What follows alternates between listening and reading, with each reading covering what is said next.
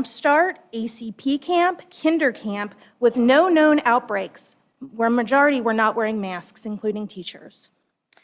We as parents have successfully navigated our children through a summer filled with masked and unmasked people around us. We have successfully navigated our children through the different... We have successfully navigated our children through the very different variants since Delta wasn't the first. Furthermore, in a district where equity is touted as a foundational principle we strive for in our education systems, I urge you to consider how unequitable a mask mandate would be for individual learners. For the children with ADHD, a mask is an incredible hindrance and distraction in a learning environment. For children impacted with significant sensory sensitivities, wearing a mask is a behavioral trigger. For a teen struggling with depression, a mask is another way to disappear or feel invisible. To an anxious child, a mask induces fear. To an English language learner, a mask is a barrier of communication.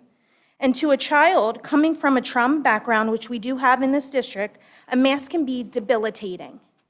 This is just the tip of a very large iceberg. Our children are not universal learners. They are individual with individual needs that require individual consideration from people who know them best and have been given the privilege and great responsibility of championing and advocating for their needs. That voice belongs to only their parents. The bottom line is our kids, our choice. Thank you.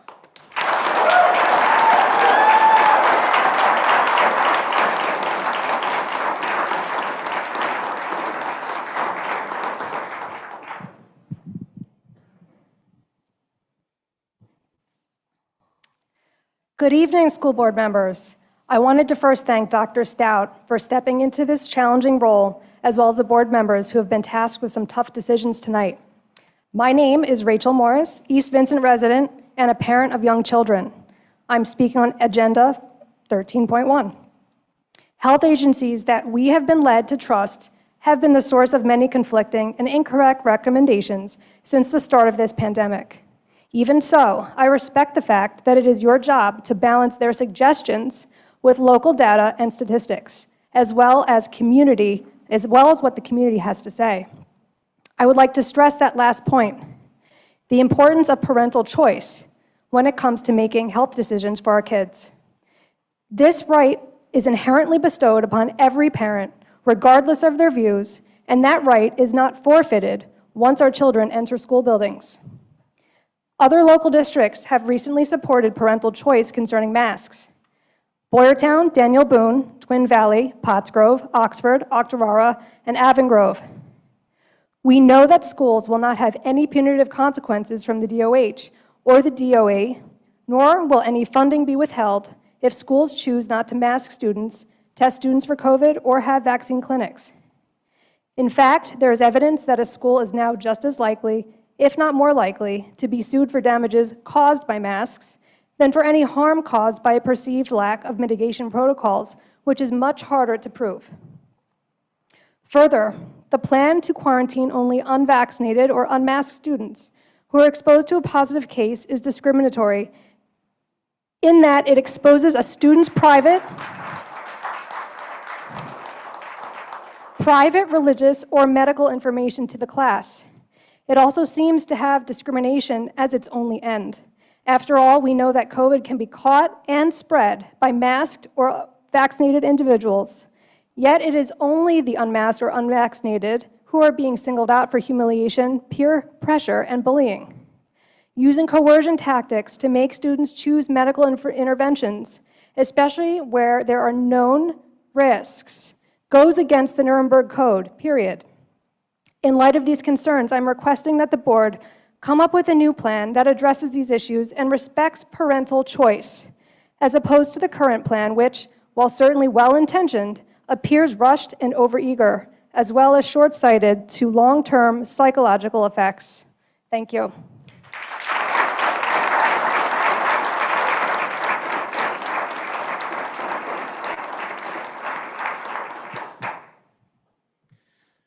Good evening. My name is Dawn Sweeney, resident of Warwick Township. I'm here tonight to address agenda item 13.1 regarding masks. I have to admit, I had a hard time preparing this speech because I didn't know what to write about. I'm speechless that we're all here discussing masks on our children to attend school based on the current data. The Delta variant is supposedly rampaging through our communities, causing hospitals to be over capacity, death rates are increasing, and COVID cases are skyrocketing, right?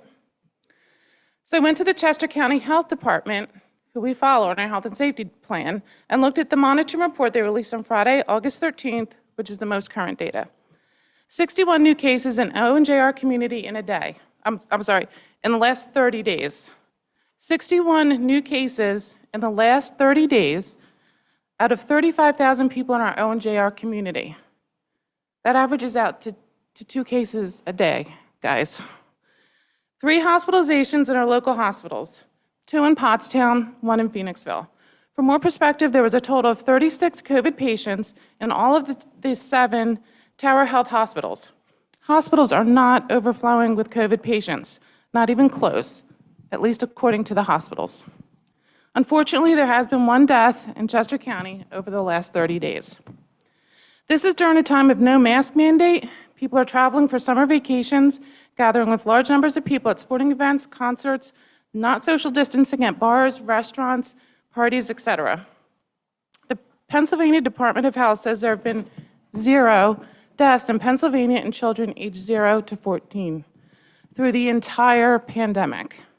That fact alone shows that students do not need masks and they do not need to wait for a vaccine because over the entirety of the pandemic, they have proven to be safe. What is your legal authority to mandate an emergency use medical device on a child's face in order for them to have an education? What disciplinary actions would the school district use for students who refuse to wear a mask? Will they be sent home, detention, suspended, fined? What school policy number does that fall under? How will students who do not wear masks get FAPE from O&J? Will they remain in the classroom, Zoom, homebound, private tutor? What policy number would be used to ensure FAPE for students who will not wear a mask? Does the school district have the legal authority to disallow a non-masked student to attend class in person? The PA Department of Health has not mandated masks. The Chester County Health Department has not mandated masks. There is no emergency declaration. Cases of COVID are extremely low. Hospitalizations are extremely low. Death rates are extremely low, according to the Chester County Health Department and the PA Department of Health. Please keep masks optional.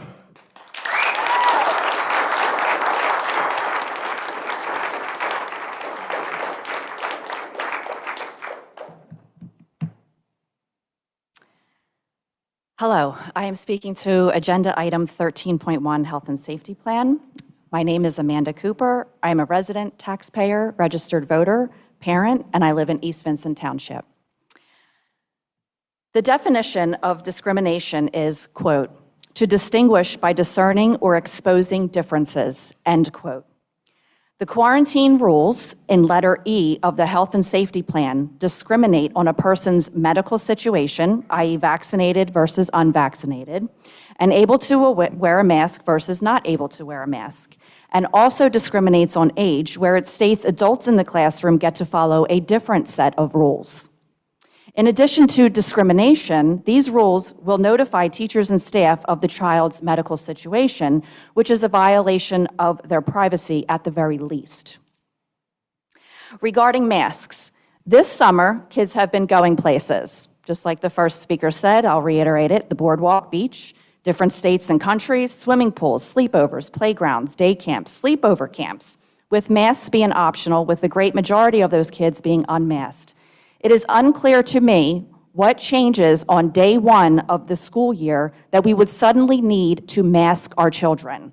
Masks should be optional or at the very least recommended for our kids. Perspectives on masks have been given or will be given tonight from both sides. Those for mask requirements and those for masks optional. I doubt anyone in this room is asking for masks to be banned. We are asking for the choice to decide what is right for our own children. This is not a one-size-fits-all situation. Wearing a mask is a medical decision, as masks do cause harm. Mental health and suicide rates are grossly up. Masks raise carbon dioxide levels, trap viruses, are dangerous for asthma. I could go on. Bottom line is, whether or not to wear a mask is a medical decision, a decision to be made by a child's parents. Respectfully, with the utmost respect, you all are here with a hard decision tonight. Respectfully, allow me to remind you all of two things. The school board is not here to make medical decisions for our children. That is the job of the parents. And secondly, the school board is not to be a leader and make decisions for our community, but rather here as a representative of our community. This is not about personal beliefs, but rather you all listening to what all your constituents are saying and who you represent. It is clear your constituents are divided. Therefore, these decisions, these medical decisions, must be left up to the parents. I'd like to close with a couple quotes. Love thy neighbor and do unto others as you would have done to you. Let us be respectful to each other and our choices for our kids. What works for one's family may not work for another family and vice versa. School board, please allow each parent to decide what is best for their child. Give parents the choice. Please vote yes to keep masks optional or at the very least, 3 minutes, masks please. represented. Masks recommended. Thank you.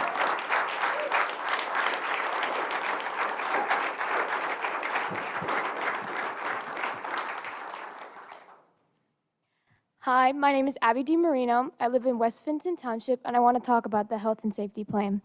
I also want to thank all of you for listening to me tonight. As a lot of you board members are aware, I had a major neurosurgery recently, and I'm thankful for all of your prayers and well wishes.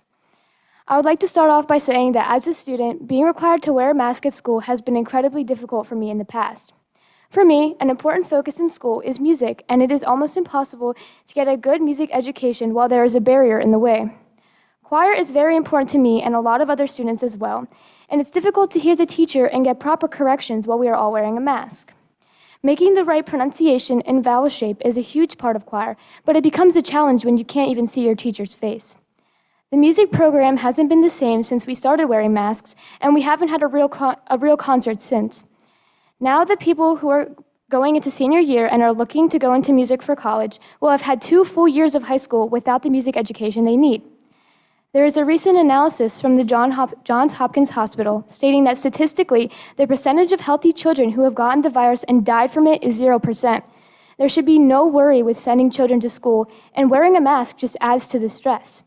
Not being able to see any of your classmates and teachers' faces takes away the social aspect, which basically just ruins the day at school anyways.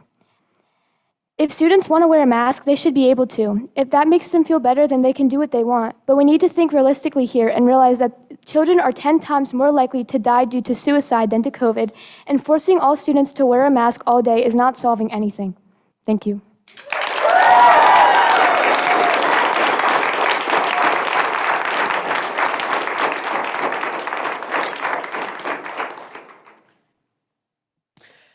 Hello, my name is Cooper Varecchia. I'm a sophomore in the high school, and I live in Warwick Township. I believe that it is crucial for those in OJR that masks are not mandated this year. Socially, masks make a larger impact than what first meets the eye. When you are first meeting someone, the number one thing to notice is their facial appearance. Having a better idea of someone's appearance and features allows for a much stronger relation and connection between peers. However, masks can hinder these connections. A piece of fabric covering half of one's face clearly obstructs their facial features, making it difficult to form said relationships. I personally would have a difficult time trying to figure out who is who when the year first starts, as I have only seen half the faces of many classmates. Physiologically, masks make a larger impact than what would first come to mind. Personally, I wear glasses, in case you haven't noticed. Many of those who also wear glasses can share my frustration with how masks interfere with vision. Almost instantly, the mask will push out exhausted breath upwards, out of the mask and into the lens. This causes fogging, which hinders a student's ability to see what the teacher is presenting. Another tedious factor of wearing masks is how they begin to fray after a few hours of use, causing itching. Another issue is what is known as maskne. This slang term is derived from mask and acne. Maskne is the buildup of acne under the mask due to the mask trapping germs and bacteria. It's safe to say that most teenagers are not in desperate need of more acne, as we usually look like a board game of Operation in the morning. While the fraying of masks, fogging of sunglasses and regular glasses, and maskne are minor inconveniences, it all adds up. Repetition of an annoyance can add up to be a genuine issue. Take the Grand Canyon for an example. The constant running of water slowly eroded away at the rock. This is relatable to the buildup of annoyances that comes with masks. At the end of the day, masks should be an individual choice. In the eyes of many, this debate has been turned into a political debate, most commonly viewed as Republicans versus Democrats. However, this is absolutely not. Viewing this as a political debate would be shameful, as it would be devolving the health and safety of many down to politics. This would be a complete disregard for the welfare of those who attend OJR. Thank you.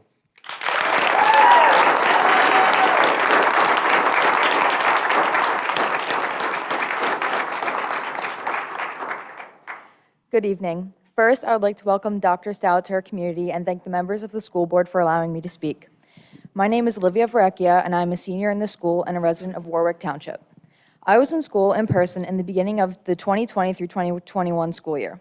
I was asked by adults and fellow students what school is like in person, and sadly, the best way I could describe it was that it was like prison. Of course, it was not prison in the sense that we were all there because we broke the law, but it felt like prison because of how silent and barren classrooms and hallways were. I felt like I was in trouble when going to school in person because it was just me and around 5 other students in a classroom spread out at all times. It did not feel like school.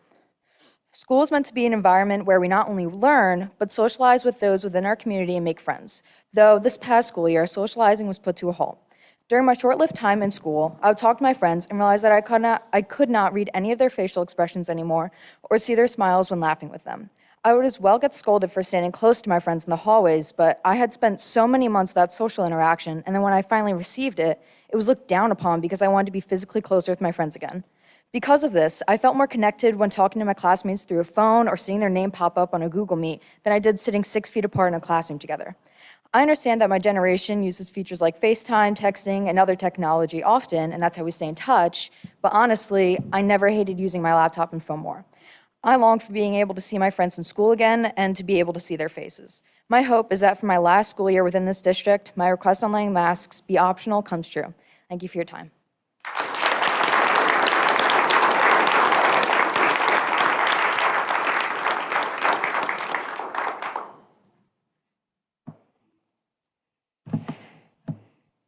Good evening, Dr. Stout, members of the school board.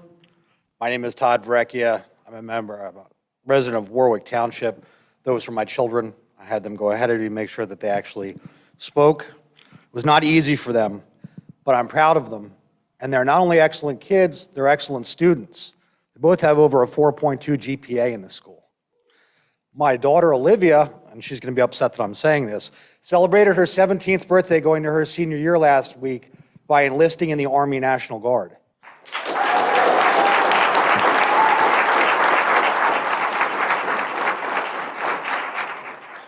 I'm proud of my kids for standing up for what they believe in and being true to themselves. I'm here tonight to speak to you about the masks. The first thing I'd like to talk about is compromise. In last month's school board announcement that masks would be optional for this coming school year, that was already a compromise. The two ends of the pendulum are masks prohibited and masks required. You already compromised. And I think that I appreciated that and respected that. Optional mask choices are just and appropriate. What's happened in a month? What is the source of influence to this board to question the decision that you announced last month? I sincerely hope that the integrity of this board is not yielding to politically motivated emails sent by keyboard commandos outside of this district. I would suggest that you look at who's in front of you tonight and who was in front of you last month. Tolerance and respect. I understand and respect parents with an opposing viewpoint who wish to have their children wear a mask. However, those parents bear no legitimate right to oppose upon me their opinion of what's best for my children. If a parent believes If a parent believes that a mask and an experimental gene therapy treatment protect their child against COVID, equipping them with these countermeasures addresses their concerns. Conversely, parents who feel that neither are appropriate for their children, whether from an ideological, religious, or scientific perspective, they deserve equal accommodation and respect. Mandatory masking of students creates a psychological barrier to education, represents an opportunity gap for their psychological well-being, and diminishes a sense of inclusion. Disparate treatment of students based on their vaccination status represents both an explicit and implicit bias against them based upon their medical history. If these terms sound familiar, it's because they all describe violations of your recently proposed equity policy.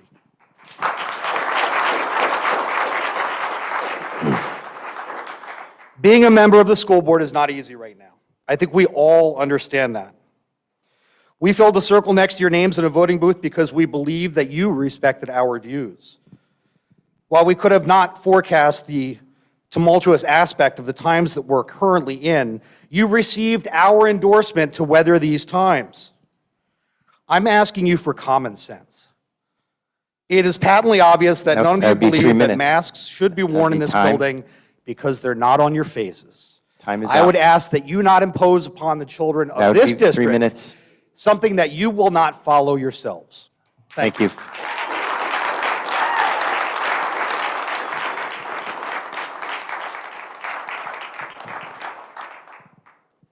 Chris Nessenson, South Coventry. I'd like to speak about 13.1, the Health and Safety Plan. I'm strongly urging the district to implement universal masking and not the proposed recommended masking. I have a first and fourth grade little girls that will be attending French Creek. Last time I checked, there were 577 students and 41 staff members at French Creek. This means if every staff member was vaccinated, and that's their choice, only 29% of that building would be vaccinated. The good news is the percentage of vaccinated will hopefully increase as sixth graders become old enough to become vaccinated. The simple fact is my daughters and their classmates may not have the chance to be vaccinated for months to come. And this is how I understand the health and safety plan. So if I am mistaken, feel free to correct me.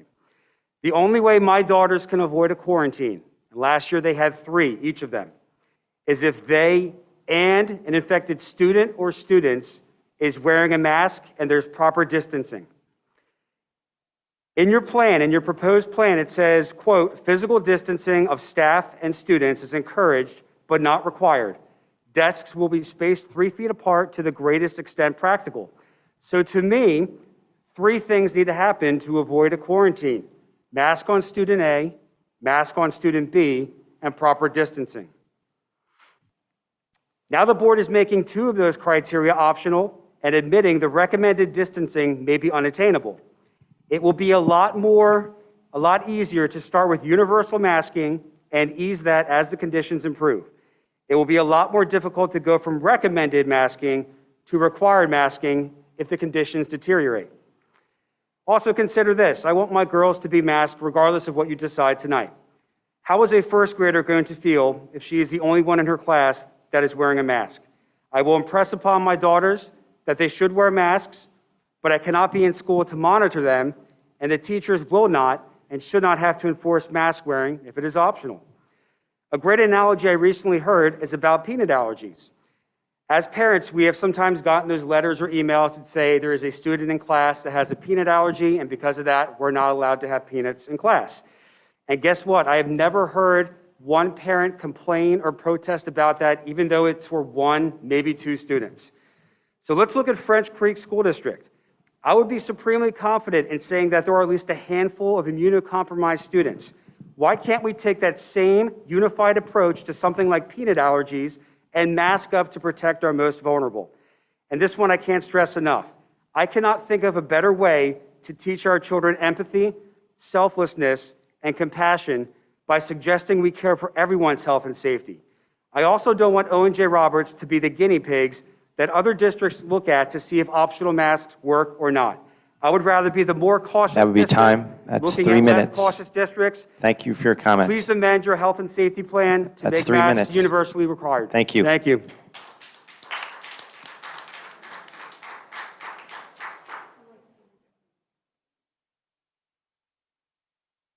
I'm Tav Bonsall, and I live in North Coventry. I have 2 children at the elementary school. I'm here to speak to the health and safety plan. I'm asking the board to vote to require masks or clear face shields for all in the schools unless there's a verified medical reason to not wear one.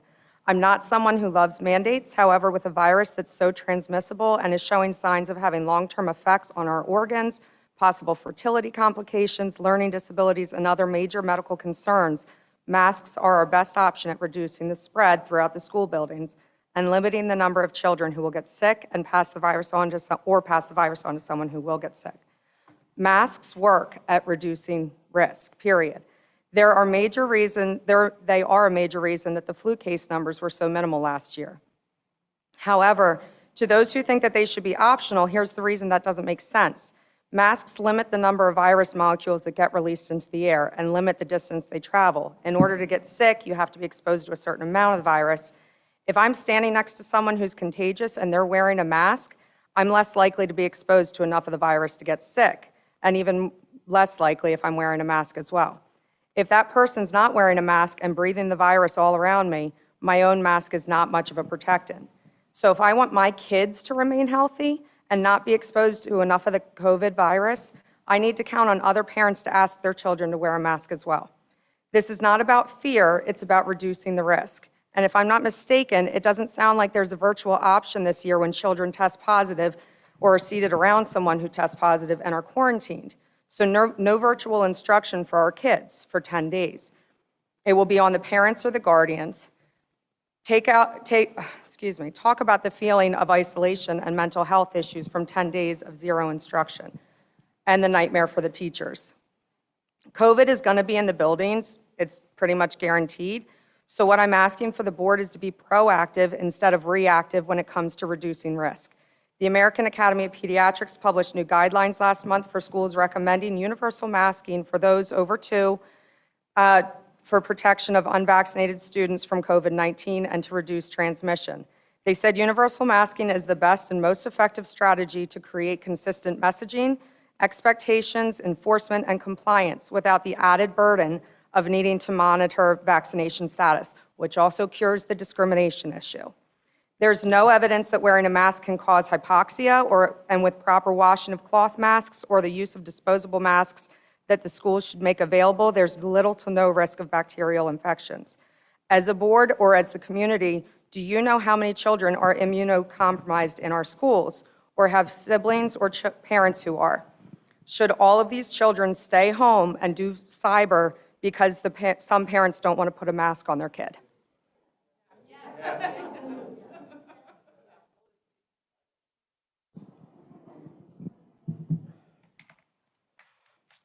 Good evening, OJR School District Board members, Dr. Stout. My name is Christine. I live in North Coventry. I have 3 girls, one at North Coventry Elementary, one just graduated from the high school. I realize tonight you are faced with a difficult decision of whether or not to require masks in our schools, and I'm standing before you tonight as a concerned parent, and I can only speak from my family's experience. I support our children returning safely to school in person, and to do this, it will require everyone to wear masks. So I strongly implore you tonight, in light of the rising COVID cases, the highly infectious Delta variant circulating, and per the CDC and AAP guidelines, to require all students, faculty, and staff to wear them. I think we can all agree we want our children in school. Looking back at last year, once our daughter returned to 2nd grade 5 days a week, we saw a huge positive difference academically and socially. For both of our daughters, virtual learning made it exponentially harder for them to stay motivated, focused, and engaged. Our senior last year experienced intense feelings of isolation, depression, and anxiety from doing virtual. She stayed up late, slept too much, missed her teachers and friends. The bottom line for my family is that we want our daughter, who has ADHD, to attend school in person 5 days a week, and our child wants to be in school as well and understands that wearing a mask may be necessary and is totally okay with that. Having kids home doing school virtually and away from the social interaction of their peers and teachers has a greater impact on both their mental health and educational development than the, at times, inconvenience of wearing a mask. On a different note, wearing masks has also presented an excellent opportunity to teach our children about social responsibility and how our own small acts of sacrifice and kindness can improve the lives of many others by wearing a mask, washing our hands, staying home, and volunteering for those in need. This is perhaps the single greatest opportunity in decades to teach our children about life's delicate balance between looking out for ourselves and doing what we want versus looking out for others and doing what is best for others and our community. We have elderly parents, friends with kids that have compromised immune systems, and of course, wearing a mask is the least that we can do and I can do.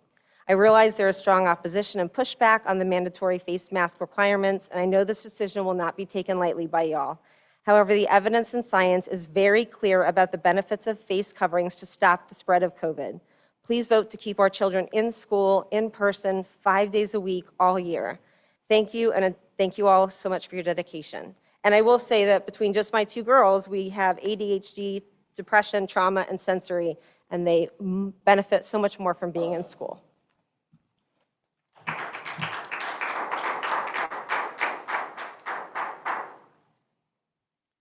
My name is Jason Miller. My township is North Coventry. I'm going to speak on 13.1 and 11.1.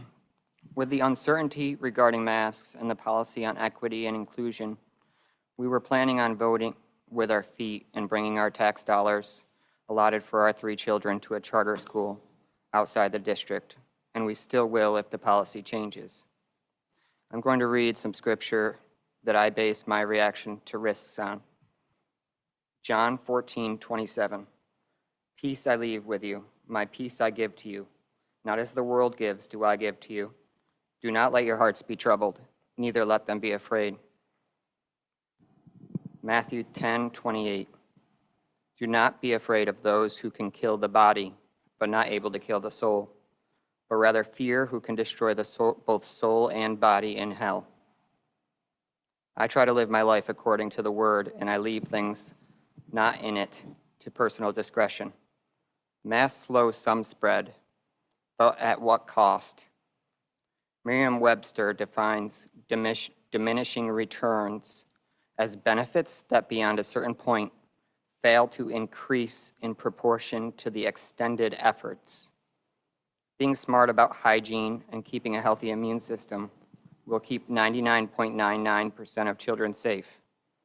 Then how much time and effort and legalism is needed to enforce an ineffective mask requirement?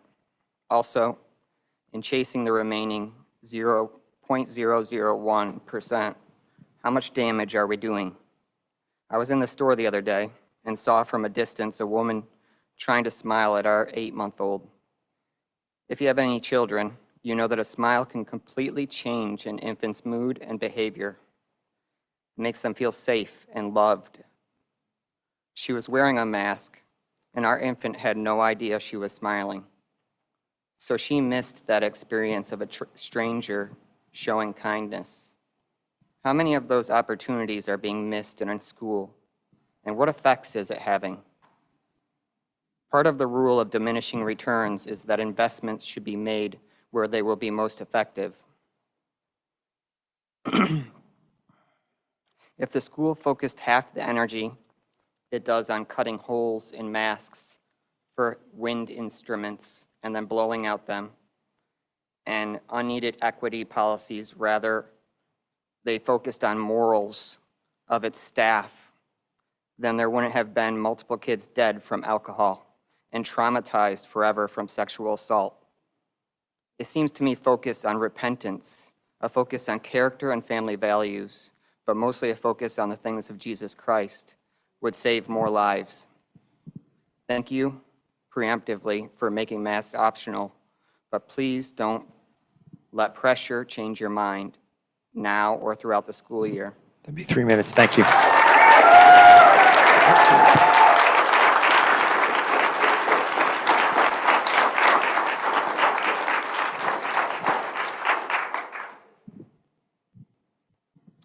Good evening, everyone. Norman Fetter, West Vincent Township. Nice mic stand. First off, I'd like to thank the school board seriously for thinking deeply about the health and safety of our students and for listening to input from parents. According to infectious disease specialist and former Biden COVID advisor, Dr. Michael Osterholm, commonly worn cloth masks offer little impact on how much virus is inhaled or exhaled. He stated that the best studies so far have shown that at best they provide an extra 5 minutes of protection. For example, if you walk into a room where COVID is present, you might have 15 minutes before becoming infected. With a cloth mask, you would have 20. Considering that children are in the same classrooms and buildings for 8 hours a day, the protection that a cloth mask provides is essentially non-existent and amounts to nothing more than a security blanket for adults strapped across the face of a child. As parents, our first and deepest primal instinct is to protect our offspring. However, when we ingest a steady diet of fear, it can cloud our logical judgment. We will not teach our children to be fearful of the world, or the air they breathe, or the people around them. On the contrary, let's teach our children that they have agency in the world and some control over their health choices. There are so many proactive things we could be teaching our children, such as healthy diet, proper sleep, exercise, increased vitamin D, that would do much more to protect them than wearing a cloth mask could ever achieve. So I urge you to follow your original health and safety plan and keep masks optional. This is a personal choice to be made by parents in the best interest of their children. This is not a decision to be made by the school board. And let's remember, kids have a much greater chance of being injured or killed in a traffic accident than they do from COVID-19. Because of the elevated carbon dioxide levels in masks, my son and daughter both complained every single day last year that they couldn't breathe. They would come home flushed and out of breath. I will not subject them to that this year. We owe it to our children to allow them to return to school with their faces free, to engage in that most basic human interaction, the warm exchange of a smile. Let's not add to the faceless time that they already spend behind a screen. Let's not deprive them of that essential face-to-face time with their peers and teachers. Let's not rob them of the ability to read facial expressions and the experience of the simple beauty of a conversation with friends. Let's put this fear to bed and allow our children to wake up and return to the world they deserve. In closing, I hope that everyone can remember that we all want what's best for our children. And although we may disagree about the path to get there, let's realize that differing opinions do not make anyone evil or any less compassionate or any less empathetic. So please, for the love of our children and the sake of their healthy social and emotional development, do not mandate masks, do not mandate fear in their hearts, and please do what is right. Thank you.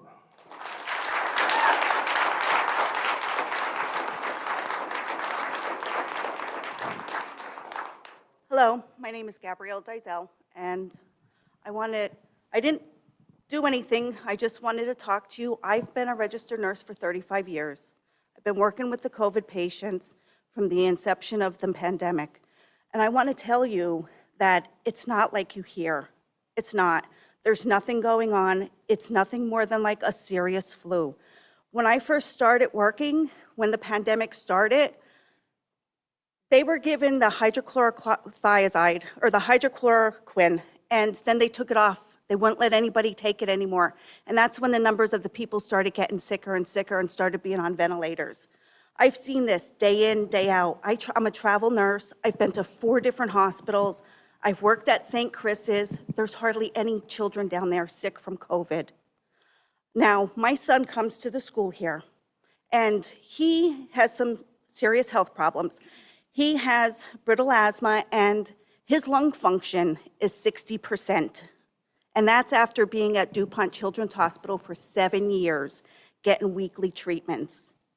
It's not your job to teach or tell my child what he needs to do. Him wearing a mask he can't breathe, and it's not your decision to make my son wear a mask to make other parents feel good. It's my decision. I went to the doctor's appointments with them. I've gone through the treatments. It's my job as his mother to decide what is in his best interest in his health. Now, I understand that some people want to wear masks. 30% of you up here are wearing masks, and I get that, and I don't have any qualms with that, but you shouldn't have to make rules that affect my son. So I just want to say thank you very much for all that you've done, but it is a parent's choice to decide what's best for their child. And for 35 years, I have served people that have been sick, compromised, and the masks aren't going to do it. You want to wash your hands and don't touch your face. So I hope you make the right decision and make that the masks are not mandated. Thank you.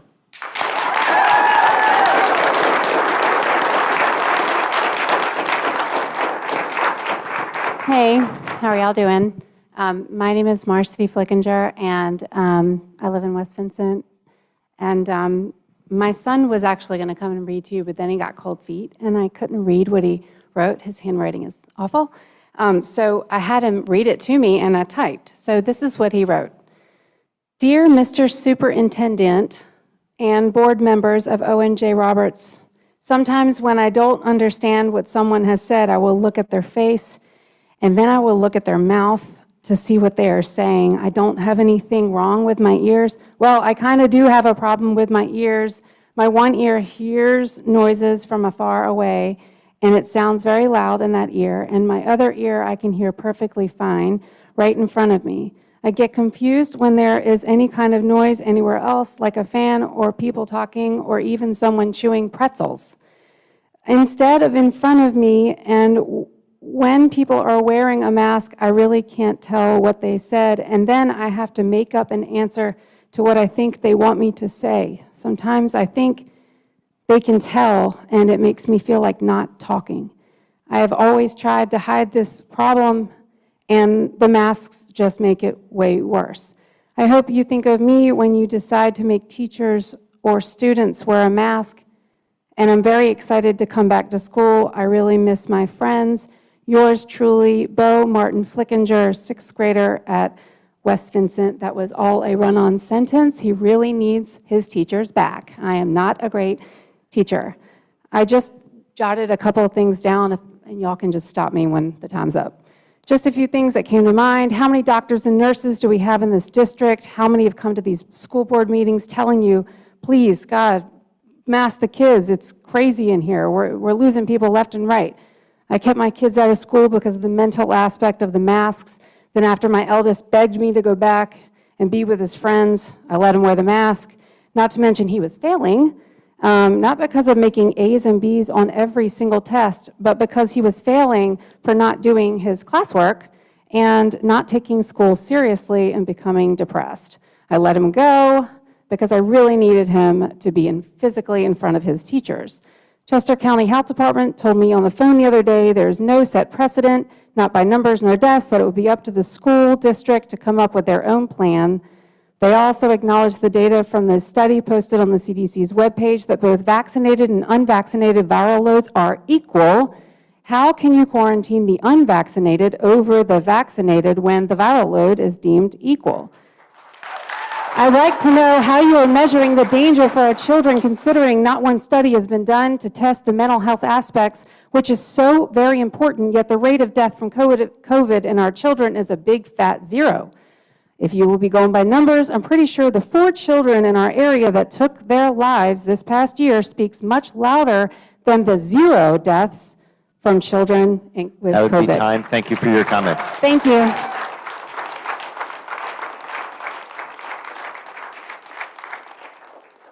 I'm Jen Rhodes from West Vincent. I'm addressing the health and safety. I'm not talking about masks. This is my very first board meeting.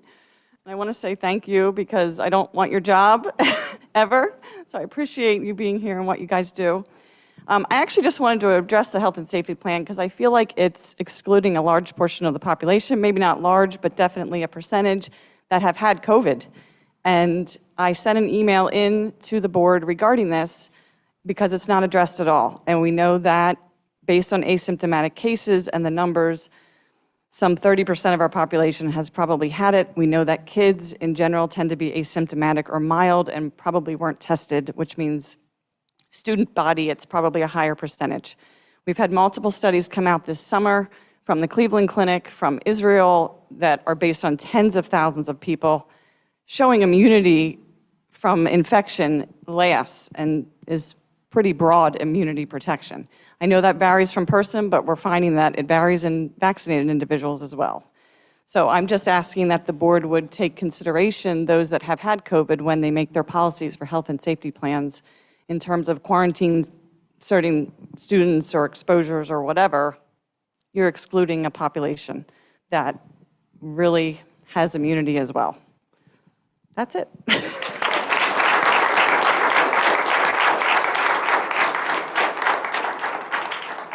Hello, my name is Drew Berger. I'm from South Coventry. I came up here because it looked like you guys needed a couple more minutes to hear about the health and safety plan.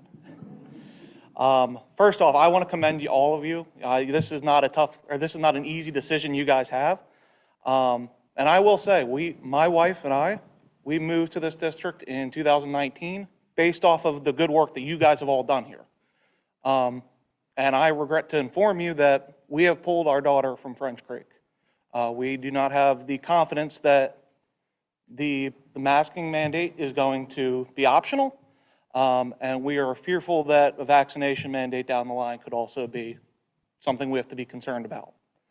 I know I speak for a lot of people in here that we don't want to be told how to raise our children, and we don't want to feel the way that we have to feel when we put that mask on them.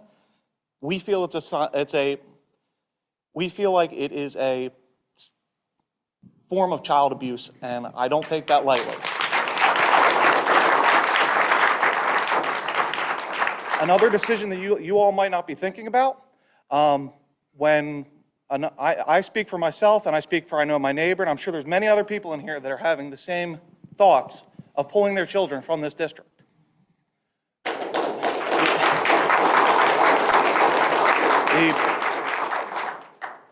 You're going to be forced to make a tough decision when that happens, because there's going to be cutbacks when you have student enrollment that is lower.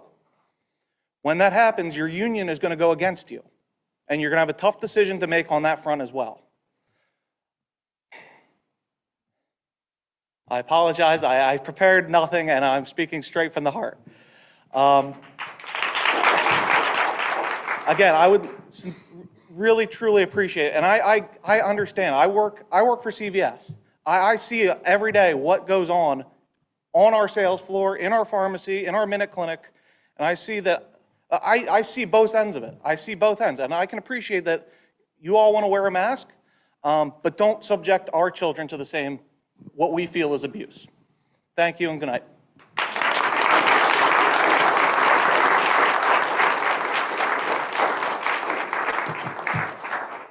Hi, evening. Can everyone hear me? My name is Alexis Witt, and I'm a parent of one elementary-age child in North Coventry, and I am speaking to the same agenda that everyone else is. I want to say that I really love North Coventry Elementary, but tomorrow I have a tour at another school because I wasn't sure if you were going to pass the mask mandate or not. And I ask that you don't and you keep it optional. Right now, I'm going to present my personal experience on COVID. I'm going to explain why children aren't capable of wearing masks correctly. And additionally, today, I sent an email with over a dozen medical studies provided on mask ineffectiveness, dangers of masks, potential of masks to permanently deform children's developing ears, and the role of COVID transmissions by children in the household. To avoid a cliffhanger, which I said in my email, and in case you did not read it, authors on this study reviewed 107 pediatric cases and their 248 household contacts and found no instance of a child infecting an adult. I should also note, Dr. Stout, sir, you are clearly a well-spoken man. However, you reading the superintendent report was difficult to understand due to your mask. And I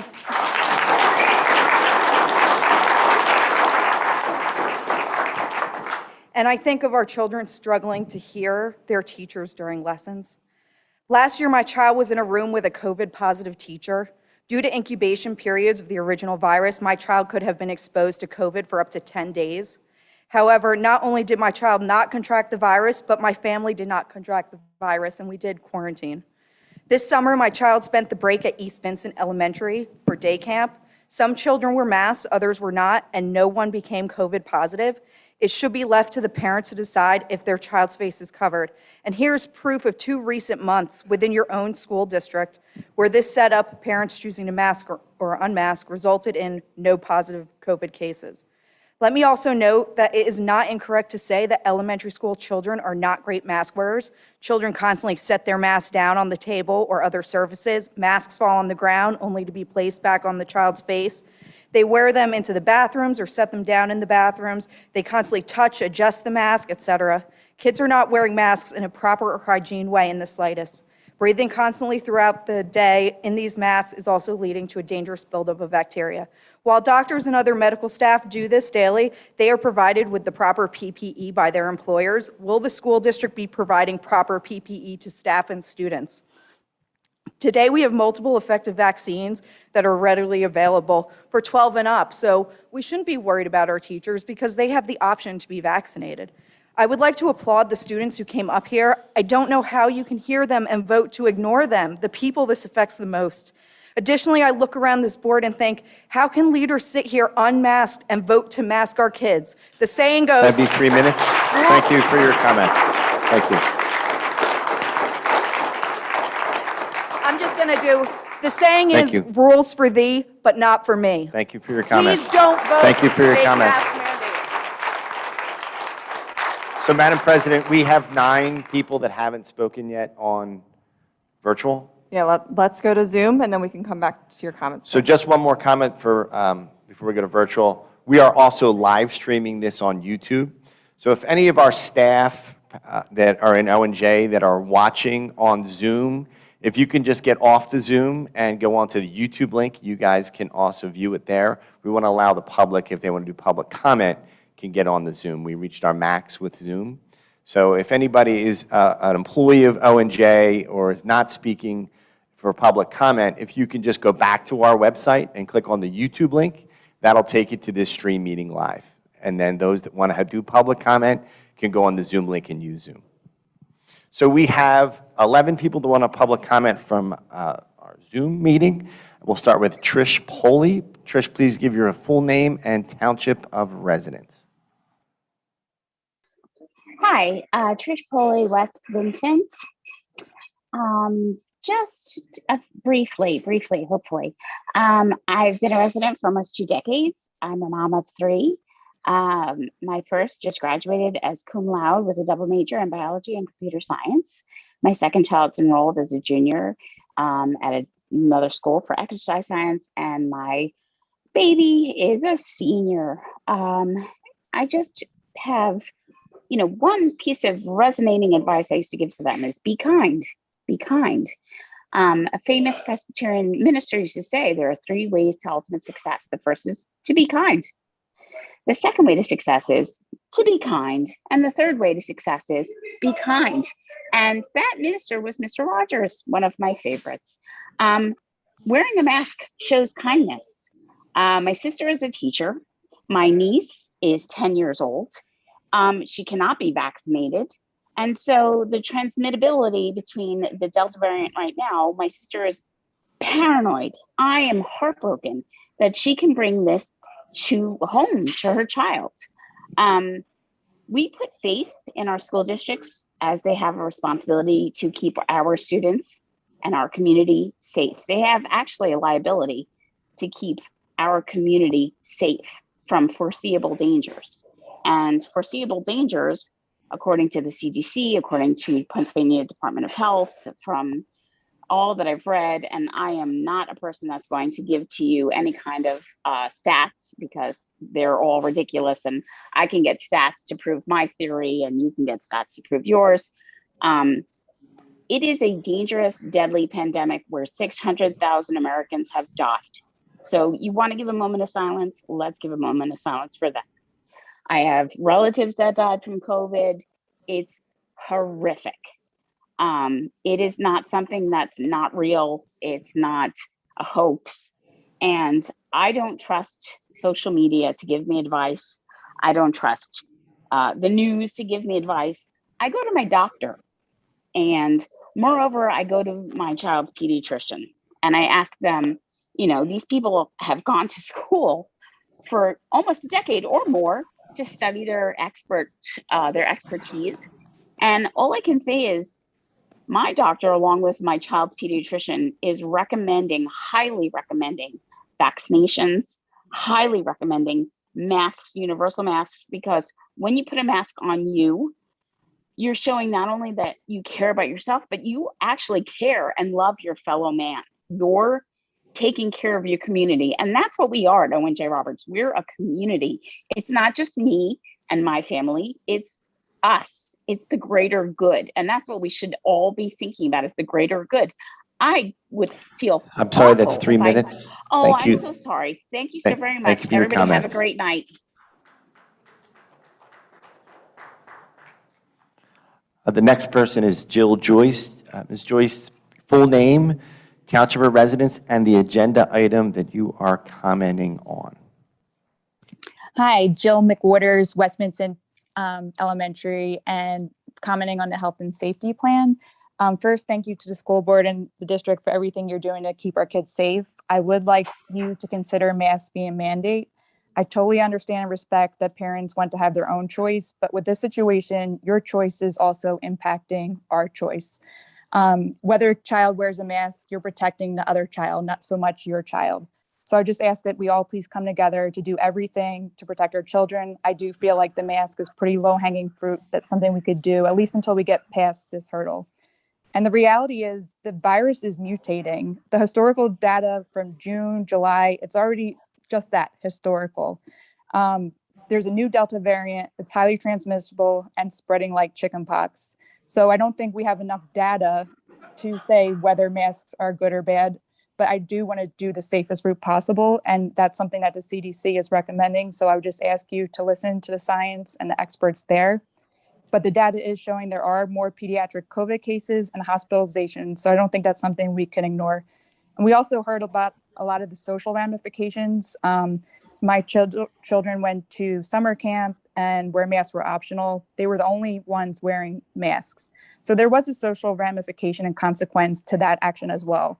It's definitely awkward being the only one wearing a mask, and they were asking me, which they didn't understand. So I want to think about their mental health, their socialization, to make friends. And I do think that that's something you consider the other side of that too. But again, thank you for everything you're doing. And please, please just do what we can to keep our children safe. Thank you.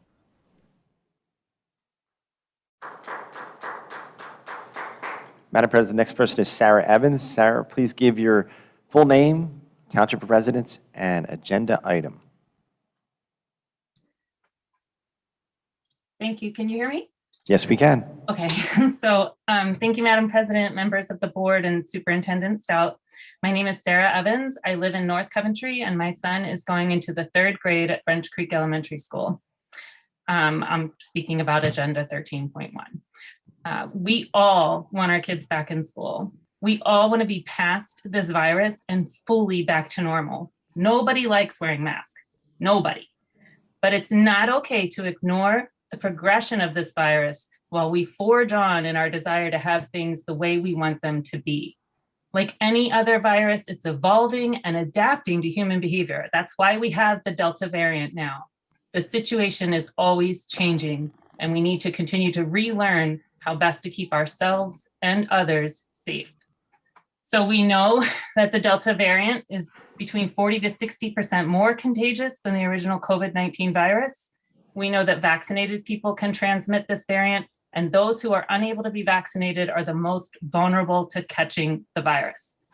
We also know that there are thankfully very low numbers of severe and fatal cases of COVID among children, but that does not mean there is zero risk, because there is still much we don't know.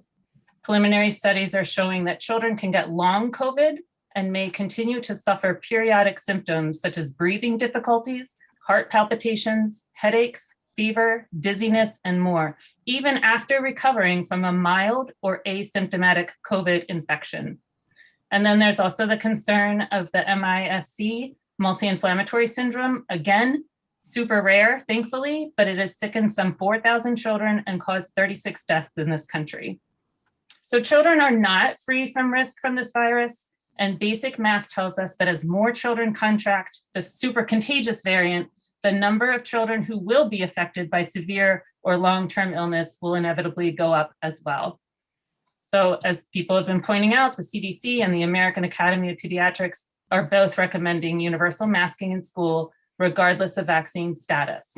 And there are schools in Arkansas, Hawaii, Florida, and North Carolina that already opened without mask mandates in place, and they're having to quarantine mass students within days of opening because of infections. If our goal is to have children back in school, learning in person, then requiring masks will greatly increase our chances of having a consistent, safe, and healthy learning environment for our students, and greatly decrease the chances of having mass quarantines or school shutdowns. This is a public health issue, and whether we like it or not, these decisions about public health and safety cannot be left to individual preferences. Your policy should seek to protect the OJR community as a whole. These decisions affect all of us. At the end of the day, one person's choice to not wear a mask puts others at risk, and the role of this policy should be to prevent that risk. That would Wearing be a 3 mask- minutes. Thank you for your comments. Thank you very much. Next person, Madam President, is Leah Nar. Leah, please give your full name, township of residence, and agenda item you are addressing. Hi, this is Leah Nar from North Coventry, speaking to agenda item 13.1. I just wanted to point out that hospitals are not currently overflowing over the summer because the Delta variant has just arrived and we've all been outside during the summer. What changes on day one of the school year is that our kids are inside and the indoor-outdoor transmission rates have been undeniably clear. The CDC recommends universal indoor masking for all teachers, staff, students, and visitors within the school. While I respect and appreciate both the OJR School Board and Dr. Stout enormously, I do not agree that you are in a more educated position than the CDC to be making health decisions for our children during a pandemic. Not requiring masks for our elementary school children who do not currently have the option to get vaccinated is both irresponsible and dangerous for our kids and their families. This is not a parental choice issue, it's a public health issue. I ask that you please reconsider requiring masks for elementary schools in this district, at least until we have the option to vaccinate our young children to provide them with more protection, or until our county's transmission level drops below substantial as it stands right now and will surely stand in 2 weeks' time. Requiring masks, at least for our elementary school kids, is a compromise and the absolute very least we can do to help keep them safe. Thank you for your time.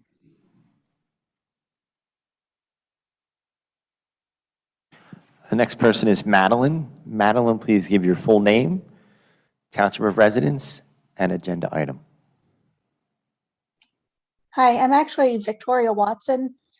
I accidentally signed into my daughter's account. So I live in East Coventry and I've lived here most of my life. I moved away shortly for a brief amount of time but I grew up in East Coventry Elementary School, went to the middle school and high school, not that that really matters. I am a person that is immune compromised.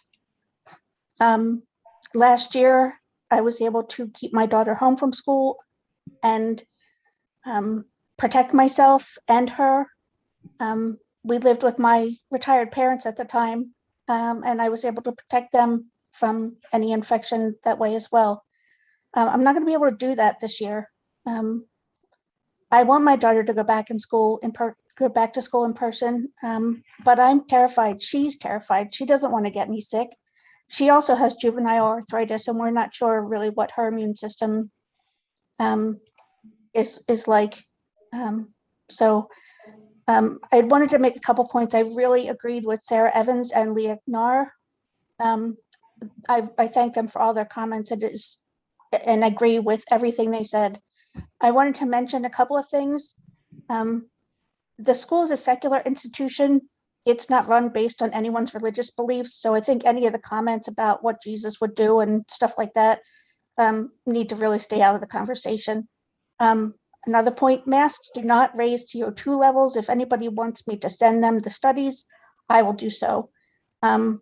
Someone brought up the question of what has changed since June. The Delta variant has changed.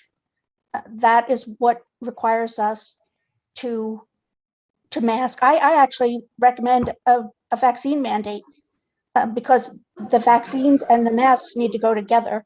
I have no idea who around my child is vaccinated or not. And that terrifies me as well. Some people have suggested that the masks don't offer protection. Then I definitely think that we should mandate vaccines in that case. COVID is airborne, and I'm not sure what the whole distancing. The distancing doesn't matter when you're in an enclosed space sharing air with other people, and our kids are going to be doing that unless you're going to have all the windows open and fans running all the time. The distance is not going to be helping. What helps is masks and vaccines. The schools also required by law to provide my child an education regardless of her disabilities. If the school and the school is also mandated with protecting all of our health and safety, the students' health and safety. If the school does not require the masks, and in addition, I believe vaccines, they're not protecting the students, and they will not be providing my daughter. That would be 3 minutes. Thank you for your comments. Thank you.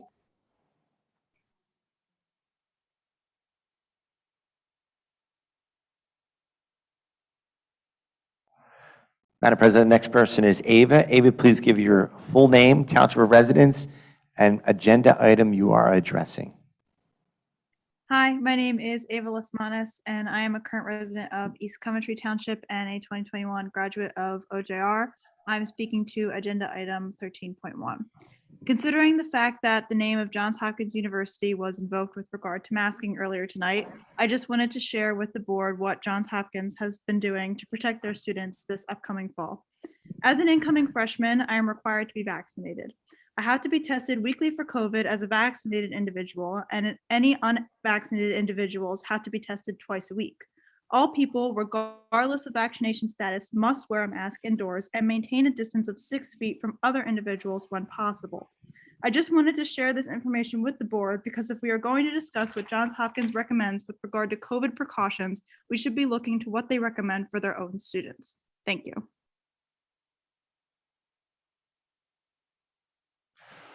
The next person is Marissa Watson. Marissa, please give your full name, township of residence, and agenda item. Hi, can you hear me? Yes, we can. Okay, sorry, you wouldn't let me unmute. My name is Marissa Watson. I am out of East Vincent Township, but I have 2 kids in East Coventry. We're on the border there. I want to say I applaud 1,000 times the last couple speakers. You can't hear me clapping, but I'm clapping, and so are a lot of people on the phone. A lot of people on Zoom, we're clapping. So maybe we didn't have as much presence in the room there, but we are here on the Zoom, listening, texting to each other, and we are clapping for those people. At the end of the day, we want to get our kids back to school. It's not about the masks. Put the mask on, get the kids back in school. Just make it mandatory. That's the only way you're going to have these kids back in school. So that's if you have 2 scenarios, and I'm going to lay them out here for you. If a student tests positive with COVID and half the classroom has masks on, the other half doesn't, what is our backup plan? What is that virtual model backup? We don't have one. So that entire classroom is going to have to quarantine for what, 10 full days? Now you've impacted an entire classroom plus anybody else that they may have exposed to. Band practice, the choir, regardless, right? That's if there's people wearing half masks and half not. Now, if everybody's wearing masks and one person says they have COVID, then that one impacted resource may have to be out for 10 days until they feel better. The other classmates, they all have masks on. That mask protected us. That mask protects them. End of the day, only one person doesn't have to go to school for 10 days. How are you going to keep our kids in school? Make the masks required. And that's it, period. We keep them in 5 days a week. It's short term. It's not forever. Hopefully we get through this. We get the vaccines rolled out. I agree with everything that, Ava and the other 2 people just mentioned here. You just got to keep them back in school. Just make the mask mandated and let's be smart about it. There are a lot of other smart school districts out there who are mandating masks. We've got Downingtown, you've got Great Valley, you've got Phoenixville, Unionville, Pottstown, Westchester, tons of smart school districts. Let's join that smart school district list and mandate the mask. It's temporary. And those points made about Delta and people this summer have been socializing, guys, come on. Delta, it wasn't even here yet. It's coming. We don't know enough information about a lot of this. It's coming. Just get the masks on and keep our kids back in school. So that's all I've got to say.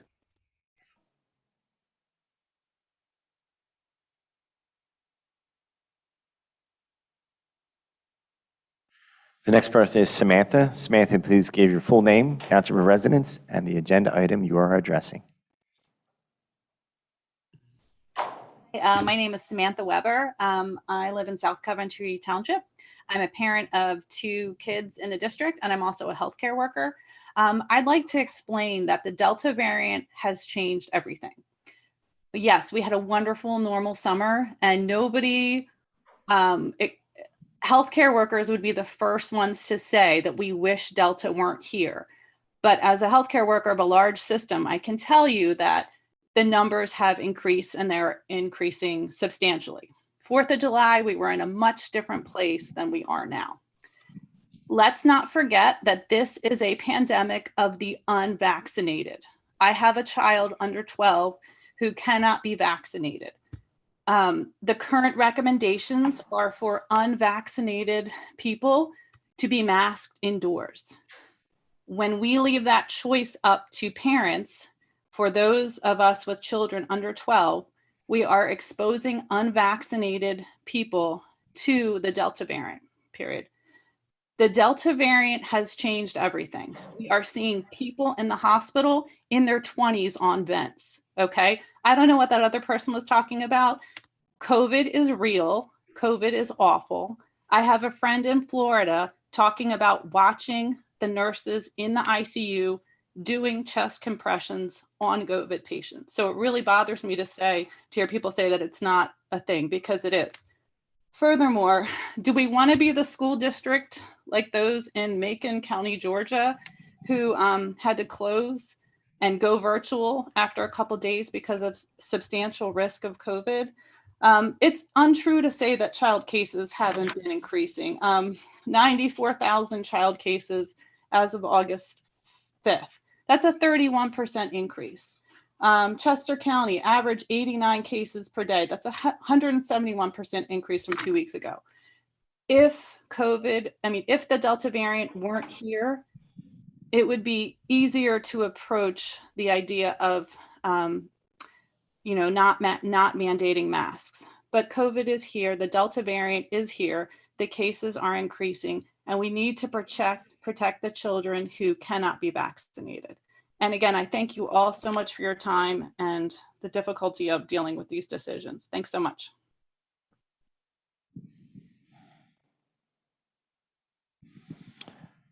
The next person is Krista's iPhone. Krista's, please give your full name, township of residence, and agenda item.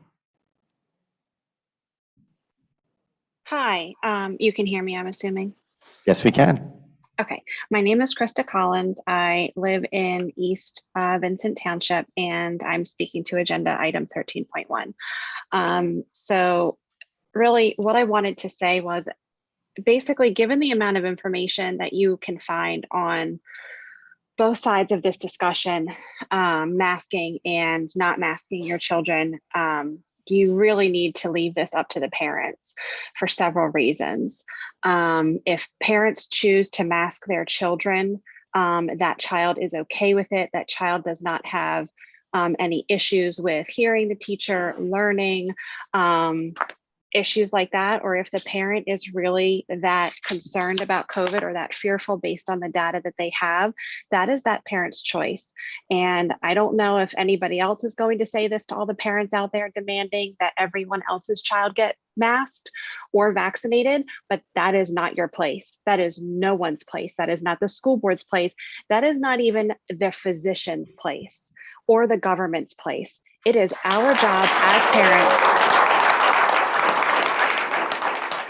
to choose how we raise and protect our children.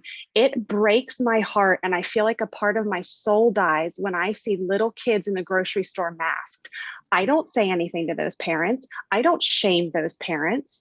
That is that parent's choice. And if you have parents that do not want to send their kids to this school anymore because they have to be masked all day and that child leaves in tears all day, how is that child going to learn? How is a child in first grade that is extremely shy or maybe doesn't have the same reading level as another child going to learn when they're masked all day? And furthermore, someone said that changing the masks or proper washing, I pick my son up from daycare every day, and there are people that choose to mask their 3-year-olds. Again, that is their choice. Those masks are wet and they're sopping wet. That is an environment for bacteria. And there are plenty of studies that have already been referenced that show what happens when those children breathe in and out of those masks all day. Second, if the school board chooses to proceed with a mask mandate, you are accepting responsibility for what happens to these kids. There is no mandate. There is no state level mandate. There is nothing that makes you the keeper of who masks the children. No one is asking to completely exclude masking as an option. No one has said that. If your child feels more comfortable or you feel more comfortable, that is fine. Your child can be masked. But quite frankly, a lot more kids have died from the flu than are dying from COVID. Everyone is referencing all of these numbers. No one is referencing children that are actually getting sick or are dying. And God forbid they do. One death is awful, but we have got to stop responding to the fear and propaganda. That'd be 3 minutes. Thank you for your comments. Thank you very much.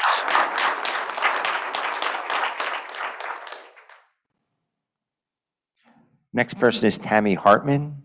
Please give your full name, township of residence, and item you are speaking on.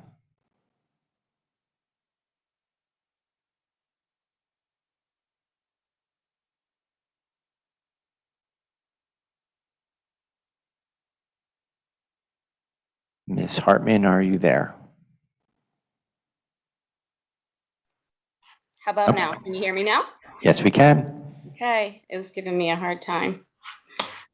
Tammy Hartman, North Coventry Township, agenda item 13.1. I'm speaking to the health and safety plan. I just wanted to speak to the petition that's being presented tonight. It has several arguments that require some factual attention.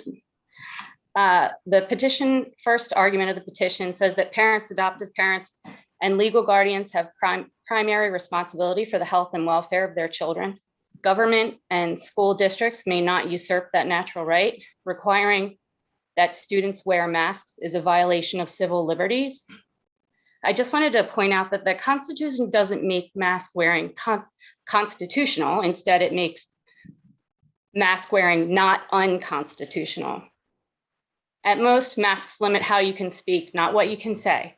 So as long as this government safety measure is, as long as a government safety measure is neutral and generally applicable and promotes medical necessity, it does not violate the Constitution, and the courts must defer to public health experts.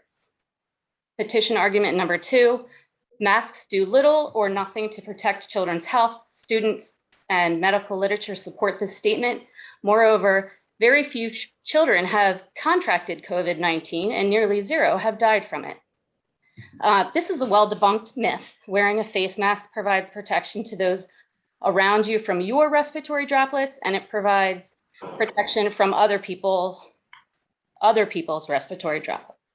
We know N95 masks filter 95% of the particles. Surgical masks are around 95% effective, and cloth masks can be anywhere from 50 to 80% effective. Kids play a role in community spread of COVID. That's because oftentimes kids don't cover their coughs or sneezes, and they don't wash their hands very well. Petition argument number 3, masks harm children's health. Studies show that masks lower oxygen intake, which can lead to acute or chronic injury and can worsen underlying health conditions. Alarmingly interfering with the breathing of a child is one indicator of child abuse. Again, this is a well-debunked myth. Medical personnel wear masks all day long in the hospital. The masks are designed to be breathable to be breathed through, and there's no evidence that low oxygen levels occur. These masks are always available in the school as well for children to change out when needed. Petition argument number 4. Children are in danger of social and emotional harm due to masking. Masks are a tool for social distancing, which medical literature clearly equates to social isolation, a human rights violation. Mask wearing is essentially cruel to special education students and to those with mental health challenges. There's no legitimate evidence to support this claim that masking in school will cause social and emotional harm. Masking is a tool of social. That would be time. That's your 3 minutes. Thank you. Thank you.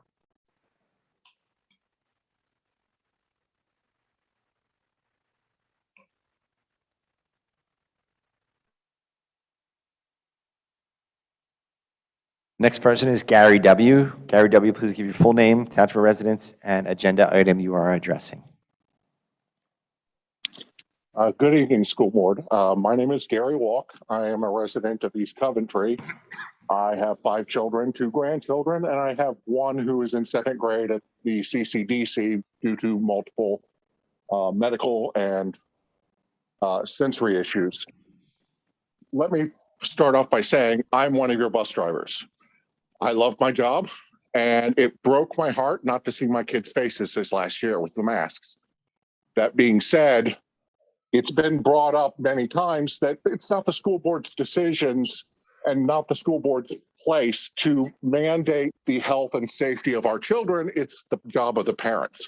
Well, if we're going to say that, then we should say that across the board. Why do we do child abuse checks? Why do we have a nurse in the school? All of these things are mandated by you. The fact is, Delta's coming across. My son can't get vaccinated. He can't even attend school this year due to the fact he almost died at the beginning of June. His health has declined to the point where he's now in a wheelchair. Do I like masks? No, I don't. But they're protecting my family. They're protecting my son. Nobody gives anybody the right to endanger my welfare or my kids. My son has nurses 24 hours a day, 7 days a week. His nurses are all vaccinated. They all come in wearing masks. Why? They do not want to bring something into my son. They don't want to bring something into my family. These are nurses, and this is what they do for a living. You guys have a tough decision to make, and I don't envy you at all. But the decision ultimately has to be yours. Thank you. Hold on one sec, Mr. Sanfran. So we're gonna go until 9 o'clock. So it's about almost 2 hours of public comment, and then we'll move on. But I do want to call a 10-minute recess at 9 o'clock so that everyone can go to the bathroom and get up and walk around if that's okay. All right. Ronita Franklin, full name, township of residence, and agenda item, please. Yes, my name is Renata Franklin, East Vincent Township. Agenda item 13.1. I'd first like to say thank you to that bus driver for putting himself in danger to transport our children back and forth to school. Unfortunately, last year, none of my 3 children were able to attend school. We have an immune compromised child in our home, and all of my children stayed home to ensure the safety of that one child. I monitored the COVID dashboard last year like my kids were in the building, in hopes that I would be able to send them back to the building this school year. I was comfortable. I have not signed up any of my children for virtual school, but I have 3 days or 2 days or however it is to decide, because with an optional mask mandate, I am trusting that people will do what is right with their children. A, not send sick children to school. B, just have their kids wear masks. But I know that's not what's going to happen. I know that people will send their children to school sick, because those same people who don't think COVID is real will be the same people who think their kids have a cold and it's not COVID. And then they're going to send them to school. I'm not saying they're being malicious, but they'll send their children to school anyway. And then my child in a mask will be exposed because the Delta variant is not like the other variant. It's more transmissible. Studies have shown. And so for those families who sacrificed last year and watched and monitored and were comfortable enough to send their children back knowing that you followed the guidelines or recommendations of the CDC last year, I ask that you follow those recommendations this year. The CDC has recommended that everyone be mandated. All the children in the elementary schools can't be vaccinated. If I had a choice, my 8-year-old would be vaccinated. Whether you believe in vaccines or not, I do. And if I had a choice, I would make that choice. But until I can make that choice, I need you to make the right choice and make school a safer place for my child. Not necessarily a safe place because you can't guarantee safety, but you can guarantee that it's safer. Science has shown masks work.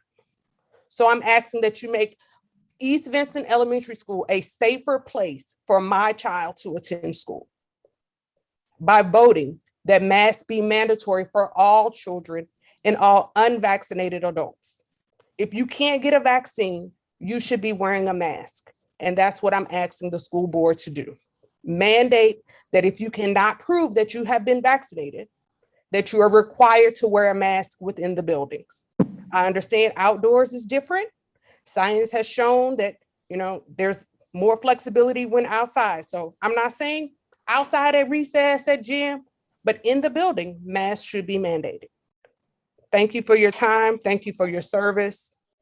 And I hope you make the right decision. Thank you. The next person is Rob Stouts. Stouts, full name, township of residence, and agenda item, please. Hi, yes, my name is Rob Stouts. I live in Warwick Township, and I have a 4-year-old not in school district and an 8-year-old in school district. I am addressing issue 13.1 on the agenda tonight, and I'd like to stop and say thank you to all the teachers, administrators, and the staff who helped my 8-year-old get through school last year. Without you, this past school year wouldn't be possible. And we look forward to good decisions from the school board tonight with the aspect of masking. I just want to start off and say science does not care about feelings. It cares about facts. Each side tonight will present their own statistics that support their argument. But let's go back to what the CDC says. Number one, there's more viruses in the community today than there was before. Chester County as a whole has a lower vaccination rate of only 56%. June 1st this year is not the same as the beginning of this school year. We have a more highly transmissible variant called Delta. The CDC recommends for every 50 new infected cases per 100,000, mask guidance should be in place. 90% of US counties now fall under this mandate. Wearing a mask helps to protect the unvaccinated. Every child in our school district, 11 and under, count as an unvaccinated person. We're going to sit here and use stats to define what we think is right. I'd like to say there's 3 consequences of this: quarantine, sickness, and death. Don't think of it as a number, but think of it as a child's face, your friend's child, or someone you know on the bus in your child's classroom. It is our job as a school district, your job as the board, and our job as parents to protect the most vulnerable. And the most vulnerable are the kids we send into your care every single school day. I thank you.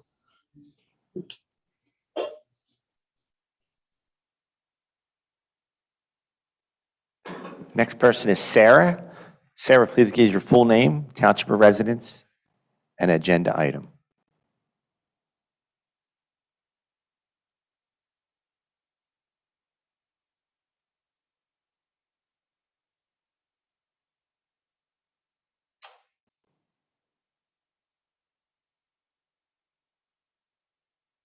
Okay, looks like Sarah's having an issue with her microphone.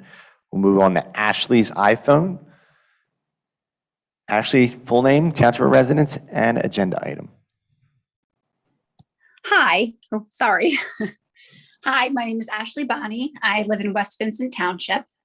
I have a daughter who attends West Vincent and a daughter who's going into 7th grade at the middle school this year. I wanted to send a brief note to let you guys know that I'm firmly in favor of a mask mandate.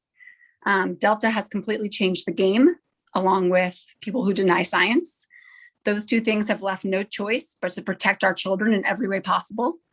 My 7th grader is vaccinated, but my 5th grader obviously isn't eligible at the moment and does not have a choice. Parents who find masks to be equal to child abuse, that's your opinion. You should absolutely find a new school or join the Cyber Academy. You had your chance to have a normal school year by vaccinating and masking, but you chose not to. So like somebody said previously, this is a pandemic of the unvaccinated. You are the reason that we are here. And so now we are all being forced to mask up. Nobody wants to mask up. Nobody wants to do this. I teach in a neighboring district. I don't enjoy teaching in a mask, but protecting the children is the #1 priority of teachers and administrators and a school board, and should be a #1 imperative of parents as well. For those of you that think that social isolation is bad because of masks, how about quarantining every other week because of COVID cases and Delta cases? There are almost 6,000 children currently quarantining in one county in Florida. In one county. So what seems like worst thing for your child? Coming in and out of school every other week or having to wear a mask? I think the choice is pretty obvious. Kids are learning right now that we are a country and we care for others and we do things not only for our own selfish interests, but to better our world and to better our communities. If you don't want to teach your children that, that is your choice. But that is what my children have learned over the last year and a half, that we do things for others, not just for ourselves. Thank you very much.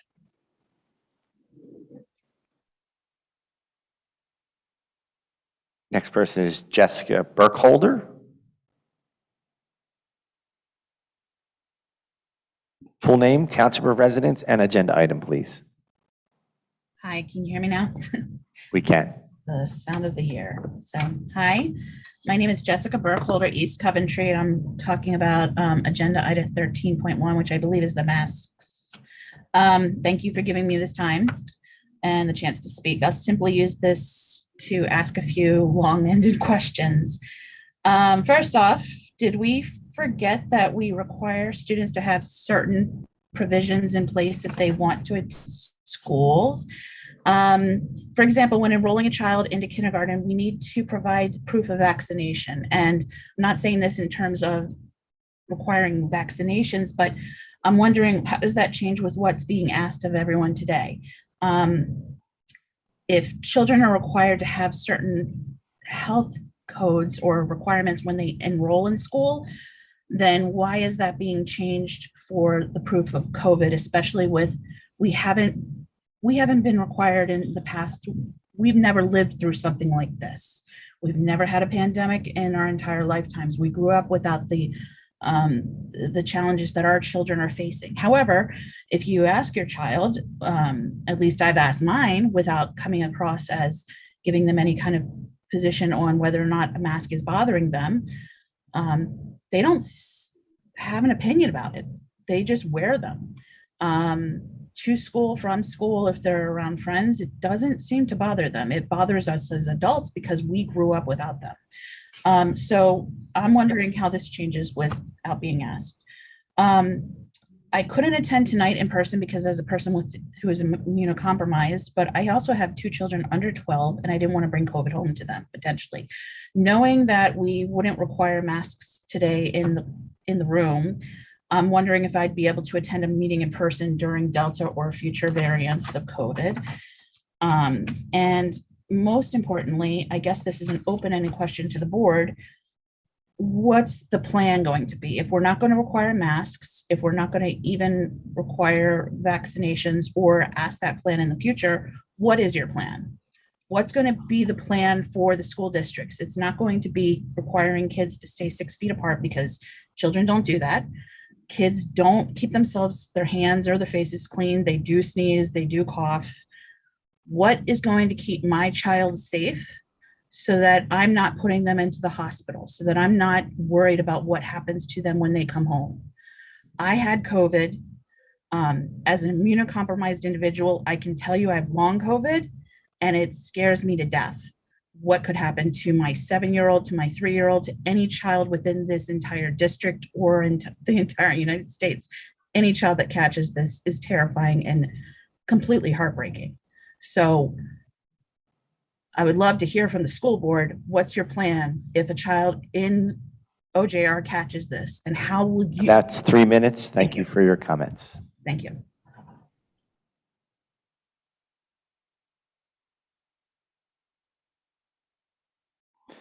The next person is Heather Herlock. Heather, please give your full name, township of residence, and agenda item. Hello, my name is Heather Herlock. I live in South Coventry, and this is, of course, about agenda item 13.1. And really all I want to say is that this is about the ability of our community to take care of each other. And I would like us to be able to put down all of the politics that we've been hijacked by and find a compromise that allows our community to function. And I have heard many people come into this meeting and plead for us to help them protect their immune compromised family members by having kids wear a mask. And the response has essentially been, you can't tell me what to do. And masks are child abuse. And I think that both of those responses are, quite frankly, insulting to all of our intelligence, and that we as a community are better than this. Because the O&J Roberts that I know is full of people who step up to help each other. And if there are people in our community who are telling you, who are asking you, who are pleading with you to wear a mask indoors in order to keep their families safe, then that's what we do. Because that's the community that I'm a part of. We show up for each other regardless of politics. We come together and we make sure that our kids are growing up in a strong community together. Regardless of anything else, we are here for our kids and to knit this community together so that our kids grow up knowing that they have people who care for them regardless of politics. And I think it's up to the parents to help children understand that the masks that they're wearing are superhero capes and that they are compromising a tiny bit of comfort, because let's be honest, that's all this is, in order to help their community protect their friends and their friends' family members. And I think everyone in this community knows that the media is trying to pit us against each other, and none of us want to be the victims of that kind of division. And so what we need to do instead is show up for each other with the compassion that I know that we are all capable of, and that I know that the O&J Roberts school community wants to show their children that we can do. And that's all I had to say. So thank you for the time and thank you for your consideration.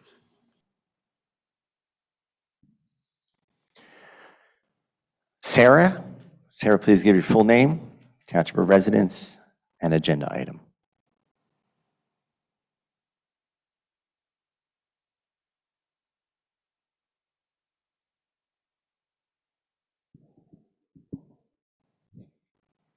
Sarah, you are unmuted.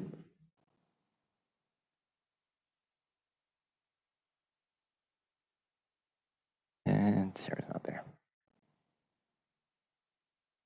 Okay, we'll move on to Heather. Heather, please give your full name, township of residence, and agenda item. Wait, oh, is that me? That is you. Oh, okay. Heather McCurry, East Coventry. I wrote into you, the board, a lot, and I asked questions, and I said this at every single meeting, but my email was, why did you not put this plan on the working session agenda this past Monday night? Then there could have been time, like the other speaker that spoke up and said, we could work together and figure out how to do this. For the young man who spoke about not being able to have the mask on with the glasses, that's real. I have that too with my reading glasses. Have you guys tried to wear glasses all day with the mask on? These are things that could have been done a lot better rather than have another meeting tonight like we did in July. And in July, you did actually say masks would remain optional. The Delta variant was in full force on July 19th. There was plenty of time to put it on this past meeting. And I think this community deserves better than that. Right now, if you're following the mandate, you can only say masks are recommended, but there's other parts of your plan that also say in the CDC, the local guidance, the Chester County Department of Health is not transparent in their guidance. The guidance that says that it's moderate right now is not listed by township, it's not listed by age. This is exactly what happened last year when we started the year with we couldn't play sports because the Chester County Department of Health said no youth sports until January 2021. A group of us actually got together and worked that out. I'm curious, will we be having masks on outside for sports? How will band be handled? I'd like to get to the 50th anniversary of the cavalcade so us alumni can come play. What happens with that? I also have another question that I've thought about asking, and I know a lot of people don't agree with this, but I would raise this up. CDC recommends, and the American Pediatric Association, that we start school later. This board talked about that in February of 2020. Will you be also starting that for the school year? Thank you.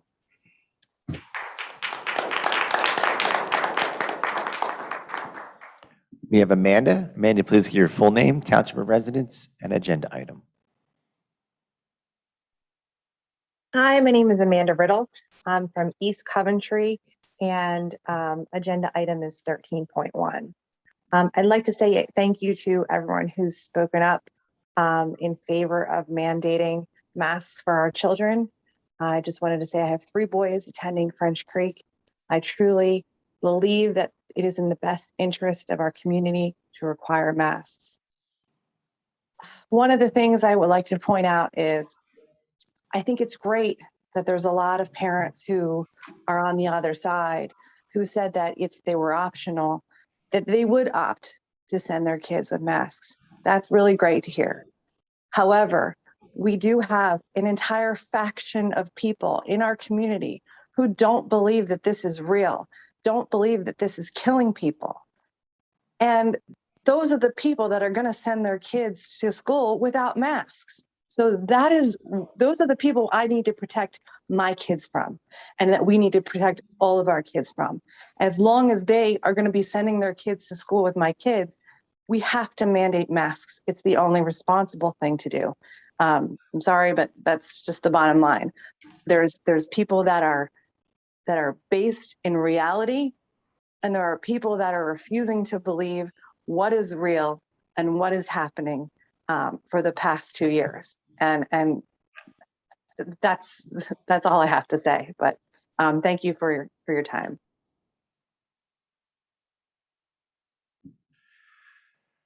Samantha Massey.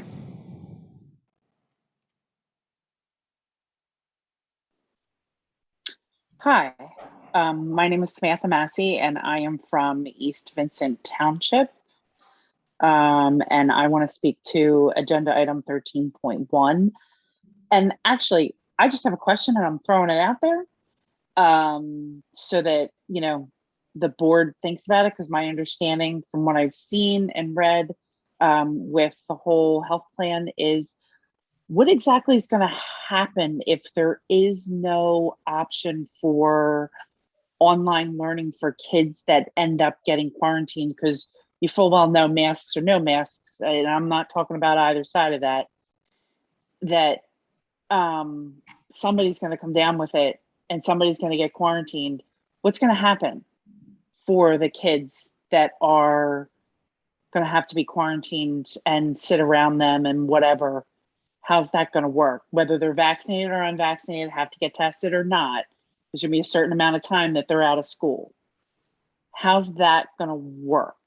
So, and I'm just wondering what the logistical handling of that is going to be. I know you can't answer me now, but something that needs to be addressed, I feel like. Thank you.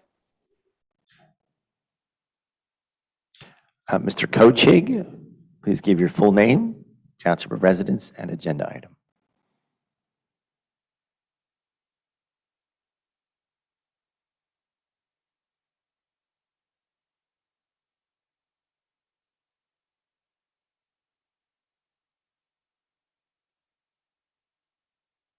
problem with their microphones. Next person is Barb Mueller. Full name, township of residence, and agenda item.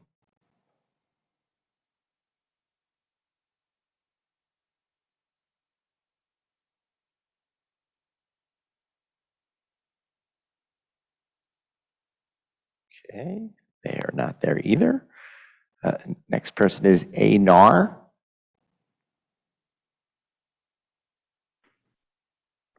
Full name, township of residence, and agenda item, please. Sure. My name is Aaron Nar. I have 2 kids in North Coventry, and I'm speaking to agenda item 13.1. Masks do not harm kids. There's no credible science to support that they do, and it is absolutely the place of government to make public health policies. Public health in many situations, particularly when it comes to children, should not and cannot safely be left up to individuals without harming others. This is, of course, why we have many other public health rules in place, including a variety of mandated vaccines, for example. This idea that it's my child, my choice cannot apply in all situations, including this one. No one can send their child into school with a weapon, regardless of how much safer they think it would make their kid. It's a rule for the benefit of public health. People are not entitled to their own facts. Masks do work, and they do not hurt kids. The science is clear. All I ask is that you just listen to the science. The CDC and the American Academy of Pediatrics say kids and teachers should have to wear masks in schools. There's no good reason not to listen to them. I simply don't, I'm not going to muster up the decorum to say we should respect both sides equally here. One side has science on its supporting it, and the other does not. Please mandate masks. When the science dictates that they change their stance and say masks are no longer required, I will gladly support removing a mandate. But for now, I think the job is actually easy. Just listen to the science. And the science says mandate masks. Thank you.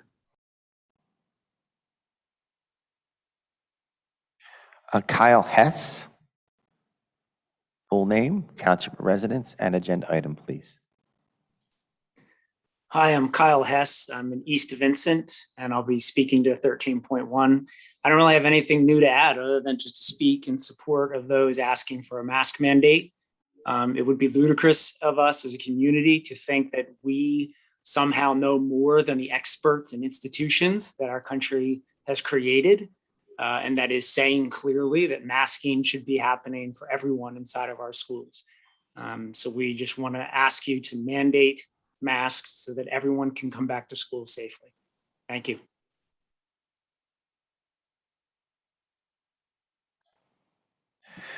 There's a Madeline Township of residence, full name and agenda item, please. Again, Victoria Watson. I logged into my daughter's account. Ms. Watson, you already had a chance to speak. We also have some people here in public that haven't spoke yet. So I'm willing to wait. okay, if we get to you, we'll get to you. Thank you. Thank you.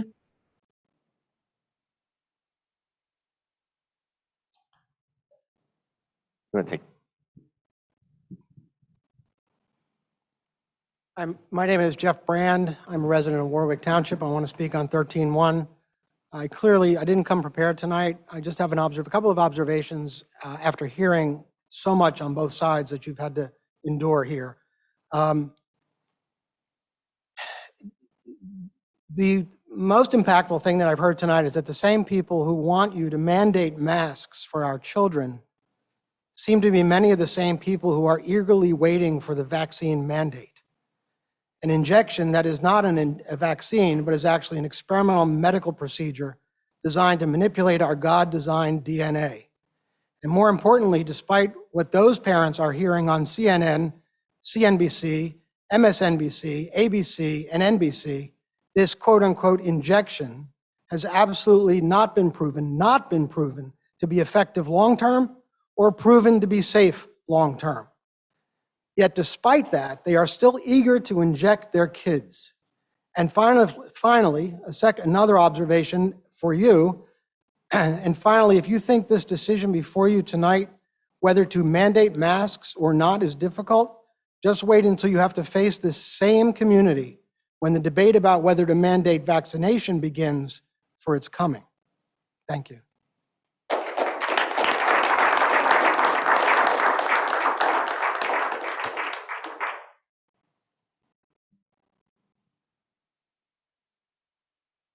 There is one more person that has not spoken yet that just raised their hand. Okay. So, Mr. Kochig, if you tell your full name, township of residence, and agenda item. You are unmuted. Hi, can you hear me? Yes, we can. Hi, my name is Mallory Kochig. I am living in East Coventry Township. My kids attend East Vincent Elementary. We're right on the border with redistricting. And agenda item 13.1. I didn't necessarily come prepared to speak or say anything. I wasn't able to attend this evening in person, but I am actually one of these people that is immunocompromised.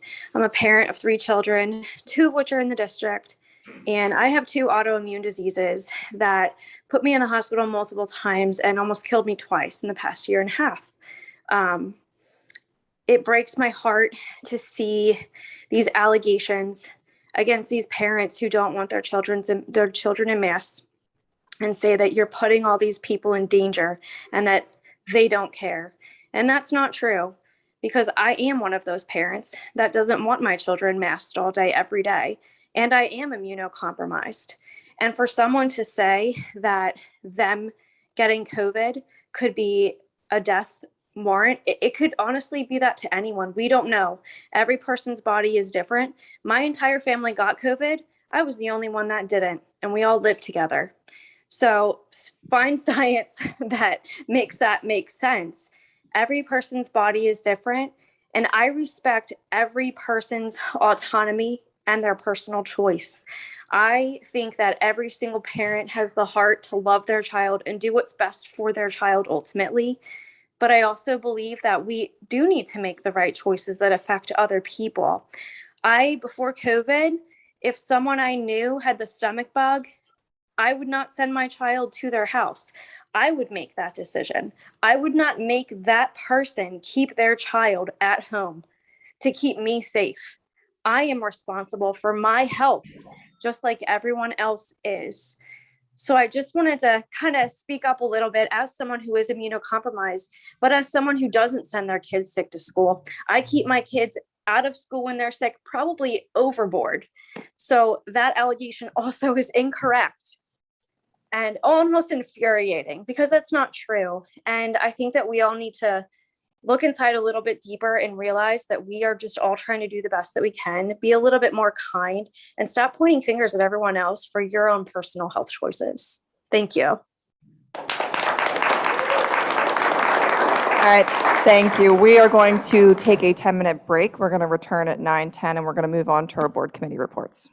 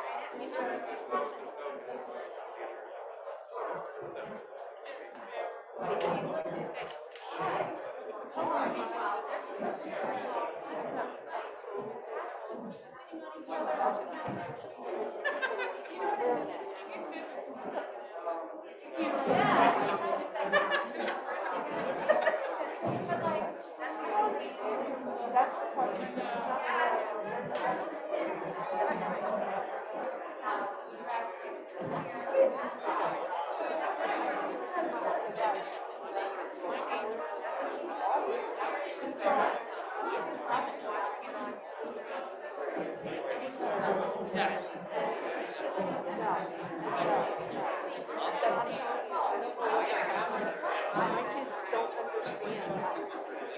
have other superhero you gotta, it's, remember what I said about adults? It's adults who are making the kids.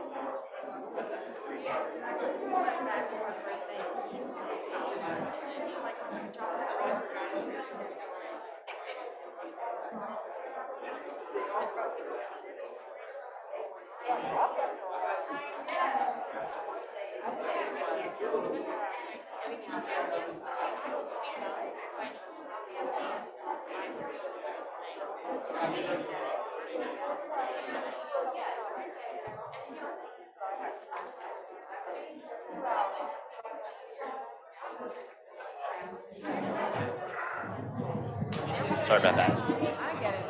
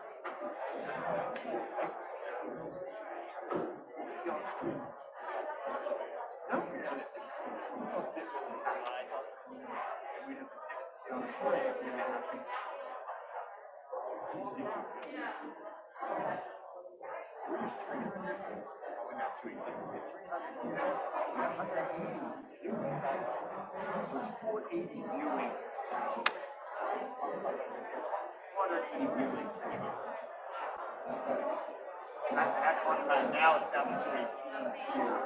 Who knows what to do?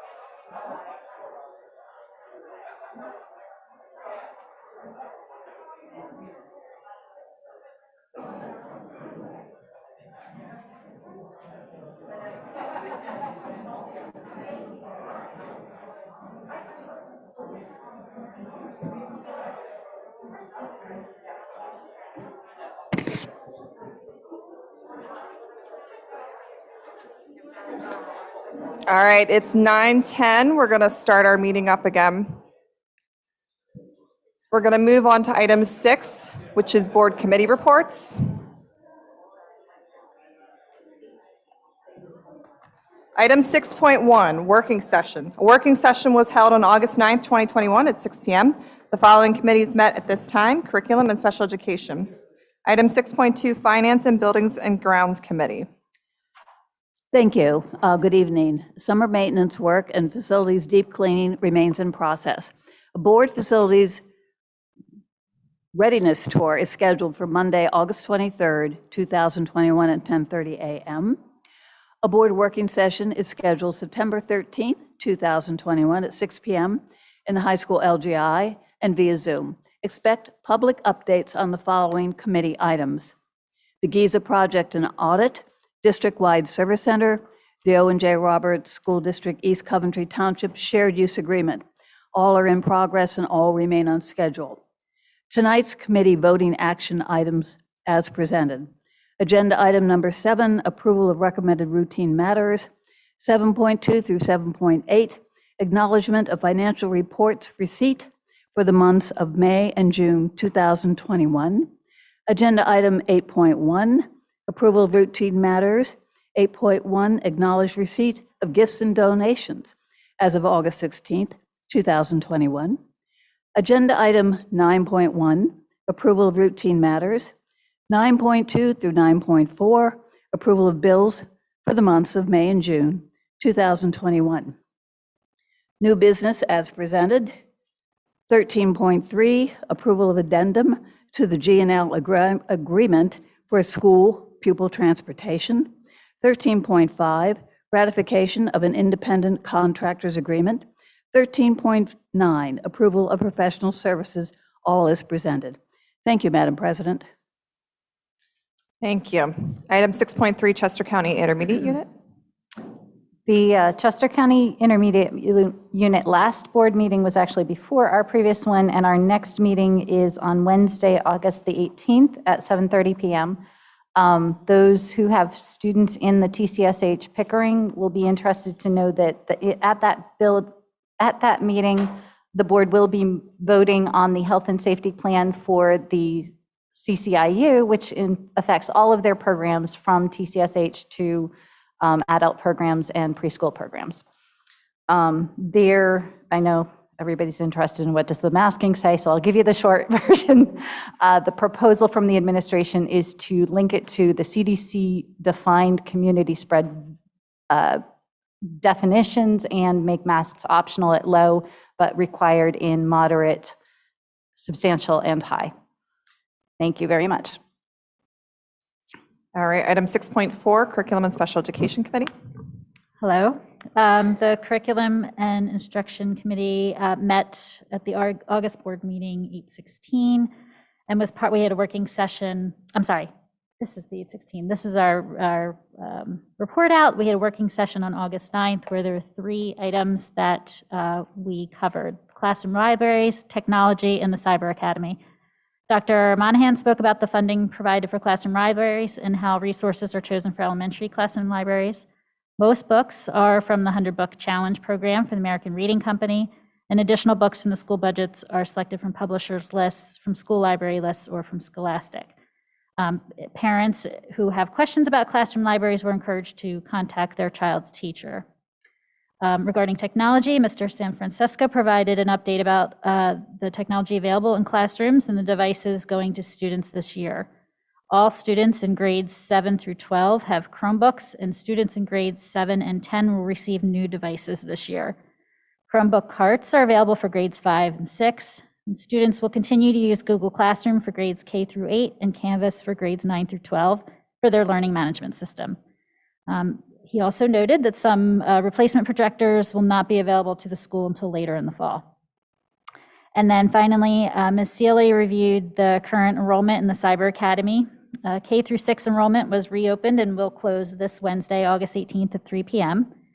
The K through 6 Cyber Academy is planned for synchronous instruction. The 7 through 12 Cyber Academy is asynchronous and will be a combination of Edgenuity courses and courses taught and developed by OJR teachers. The next curriculum committee is scheduled as part of the board working session on Monday, September 13th at 6 p.m.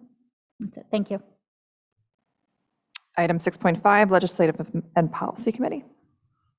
The next meeting for the Legislative and Policy Committee has been set for September the 27th, starting at 6 o'clock p.m. We have not yet set the agenda for that. However, there was some discussion at the last Curriculum Committee meeting that made us consider that we may want to take a look at Policy 109, which is on supplementary resources. And I expect that majority of the agenda there will be the ongoing work that we're doing this year to combine I think it's the 300s, 400s, and 500s, which are 3 different types of employees within the district, into one section that will just be the 300s. Thank you. All right, item 6.6, Personnel Committee.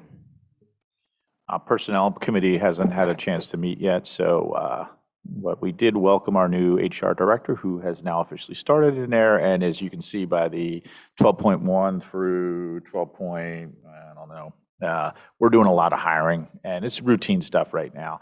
But we'll be meeting in September as the Personnel Committee and talk about more of the strategic side of the personnel and workforce planning at that point. So stay tuned. All right, item 7, recommended routine matters. 7.1, motion to approve recommended routine matters consent items 7.2 through 7.8. Do I have a motion? So moved. Mrs. Booth, do I have a second? Second. Mr. Frail, any discussion? All in favor? Aye. Any opposed? Motion passes. Item 8, recommended routine matters. 8.1, acknowledge receipt of donations, contributions, and gifts. Acknowledge receipt of donations, contributions, and gifts as presented. From the high school, Douglas Kish donated $460 to the Wildcat Boys soccer team. The Pottstown Area Health and Wellness Foundation donated $350 from a wellness grant. And for the East Coventry Elementary School, the Pottstown Area Health and Wellness Foundation donated a $300 wellness grant as well. So thank you for those donations. Item 9. Do you need to motion it? I always miss that. Do I have a motion? So moved. Mrs. Booth, do I have a second? Second. Mrs. Benson, Mrs. Whatever. God, that's why I didn't say any names tonight. Mrs. Stutzman, any discussion? All in favor? Aye. Any opposed? Motion passes. Item 9, approval of routine matters. 9.1, motion to approve routine matters, consent items 9.2 through 9.5. Do I have a motion? So moved. Mr. Deal, do I have a second? Second. Dr. Malnazek, any discussion? All in favor? Aye. Any opposed? Motion passes. Item 10, board discussion. Do I have any board discussion?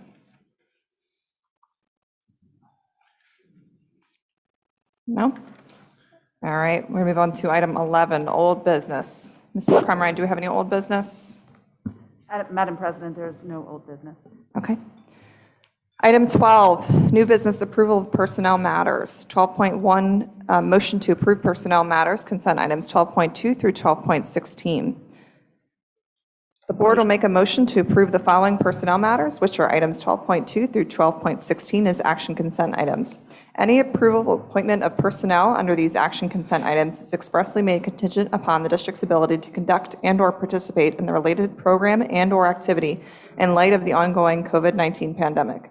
In the event district schools are 1, closed or providing modified programming, 2, unable to conduct or participate in programs or activities due to the direction or recommendations of outside agencies, including but not limited to the Pennsylvania Department of Education, the Pennsylvania Department of Health, the Governor's Office, the Chester County Health Department, the Center for Disease Control and Prevention, the Pennsylvania Interscholastic Athletic Association, et cetera, or 3, the district administration determines not to conduct and/or participate in any program or activity to ensure the safety of students, staff, and the community. The district shall not be liable to compensate personnel appointed herein for such programs and/or activities. In the event some programs and activities are conducted and/or held on a limited basis, compensation for personnel shall be paid on a pro rata basis commensurate with the percentage of the program, season, activity that was held and during which students participated. The decision to cancel, discontinue, and/or alter programs and activities shall be at the exclusive discretion of the district administration as previously authorized by the board pursuant to the district's health and safety plan. Do I have a motion? So moved. Mrs. DiMarino, do I have a second? Second. Mrs. Booth, any discussion? All in favor? Aye. Any opposed? Motion passes. This was a retirement. All right.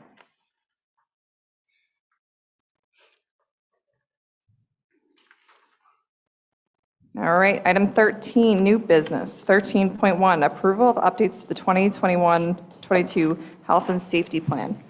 Approval of the updates to the 21-22 Health and Safety Plan as presented. Do I have a motion? So moved. Mrs. DiMarino, do I have a second? Second.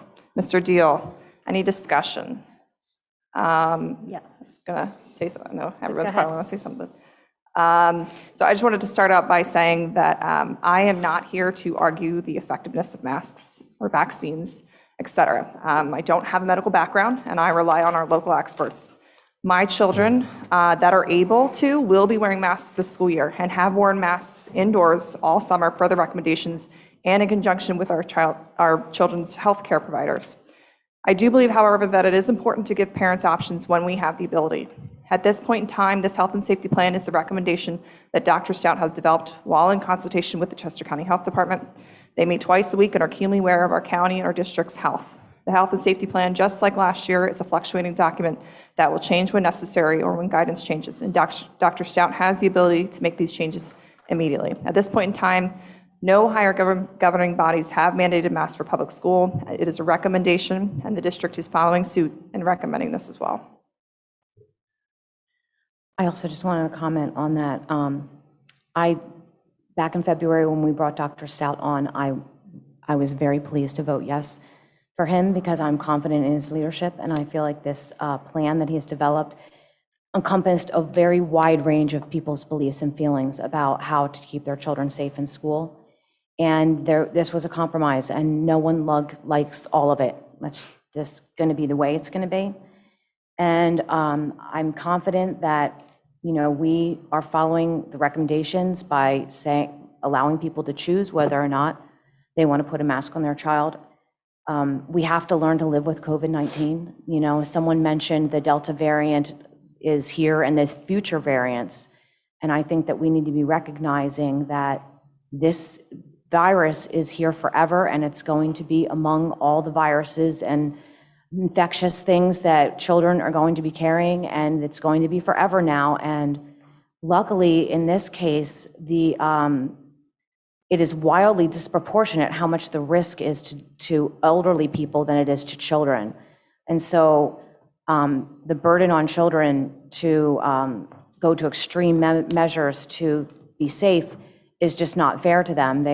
They're 3 to 4 times more likely to die of the flu than they are of this. And so if we're going to learn to live with it, we need to create plans that we can live with permanently. And I don't know about you guys, but I do not think that masks can be a permanent part of public education. And if we were to mandate that, we would basically empty out our schools, because parents would not want to have that for their children to be a permanent thing. Infectious viruses are here forever. We've had a full year of a state mask mandate, and we did not affect the trajectory of the spread of the virus. It got crazy in the wintertime, even though we had masks on, and it trailed off in May and June, even with masks on. I think that we are very arrogant to think that we're controlling it with some of our mitigation factors. But even more important than that, I really think that we really need to consider the individual needs of the student. I sat at this table last month and made a compromise when I voted for the equity policy, because I think we all agree on this board that every child deserves to be treated as an individual, and not every child has the same range of ability to wear a mask for hours on end and still succeed as a student. You think of, as we've sat on this board and talked to our administrators, we have heard countless stories of children who come to school and every day is a struggle for academic success. And so putting another barrier in place for them, to me, does not create an equitable atmosphere for education. Some children do great in a mask, and they're fine with it. But so, these parents that have spoken and said, just put a mask on. They are not recognizing that there are children that don't have the ability to do that. It's the truth. And also furthermore, I do not want to argue the effectiveness of masks, as we could go around and round about all that all day. But we also recognize, though, that once you touch a mask with your fingers and your hand, and you're adjusting it while you're speaking, then we don't wear masks effectively. No one does. Maybe doctors. They're good at it. But I don't do it right. The guy that told me, that everyone should be wearing a mask probably touched it 25 times. And we just don't wear masks effectively. And so we render them useless to do what we all want to do, which is protect our children. We all want that. So I just really ask this board to respect Dr. Stout's fine work, and as he created this plan, and allow parents this choice whether or not their child should come to school in a mask. I understand that this plan does require it on buses, and I'm not very excited about that, but I know every parent has the ability to find a carpool, drive their child to school, or whatever they need to do. So even though I don't like it, I'm okay with it. So I just ask my fellow board members to consider the fact that every child is not the same. We can't make a one-size-fits-all recommendation. It's just not fair, and it's not right.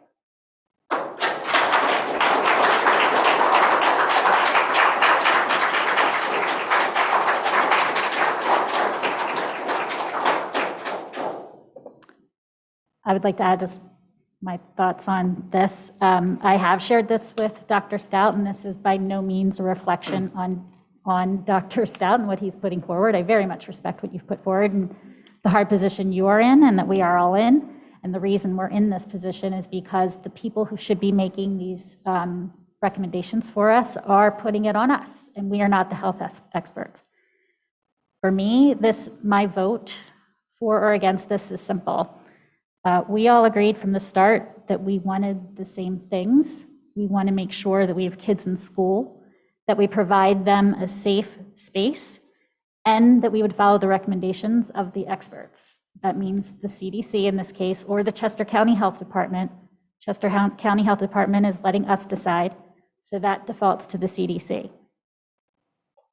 Unfortunately, if we pass it as written, I feel like we're missing the mark on a few of those goals that we have in place, because if we want them to have them in school and ward against outbreaks and quarantines, if we don't mask, I'm afraid that what will happen is in 2 weeks' time, we'll have to deal with quarantines. And I personally know how hard it's been on the kids that weren't able to go into school last year, and want more than anything for the kids to actually be in school. If we want to provide kids a safe space, then my opinion is that we should follow the health experts' advice on what a safe space entails. And if we want to follow the advice of the experts, then we should follow the advice of the experts like we said we would. They are not mandating us to follow their recommendations, but they didn't mandate us to follow the recommendations last year either, but we did. And just because they're not mandating us doesn't mean we shouldn't listen to them.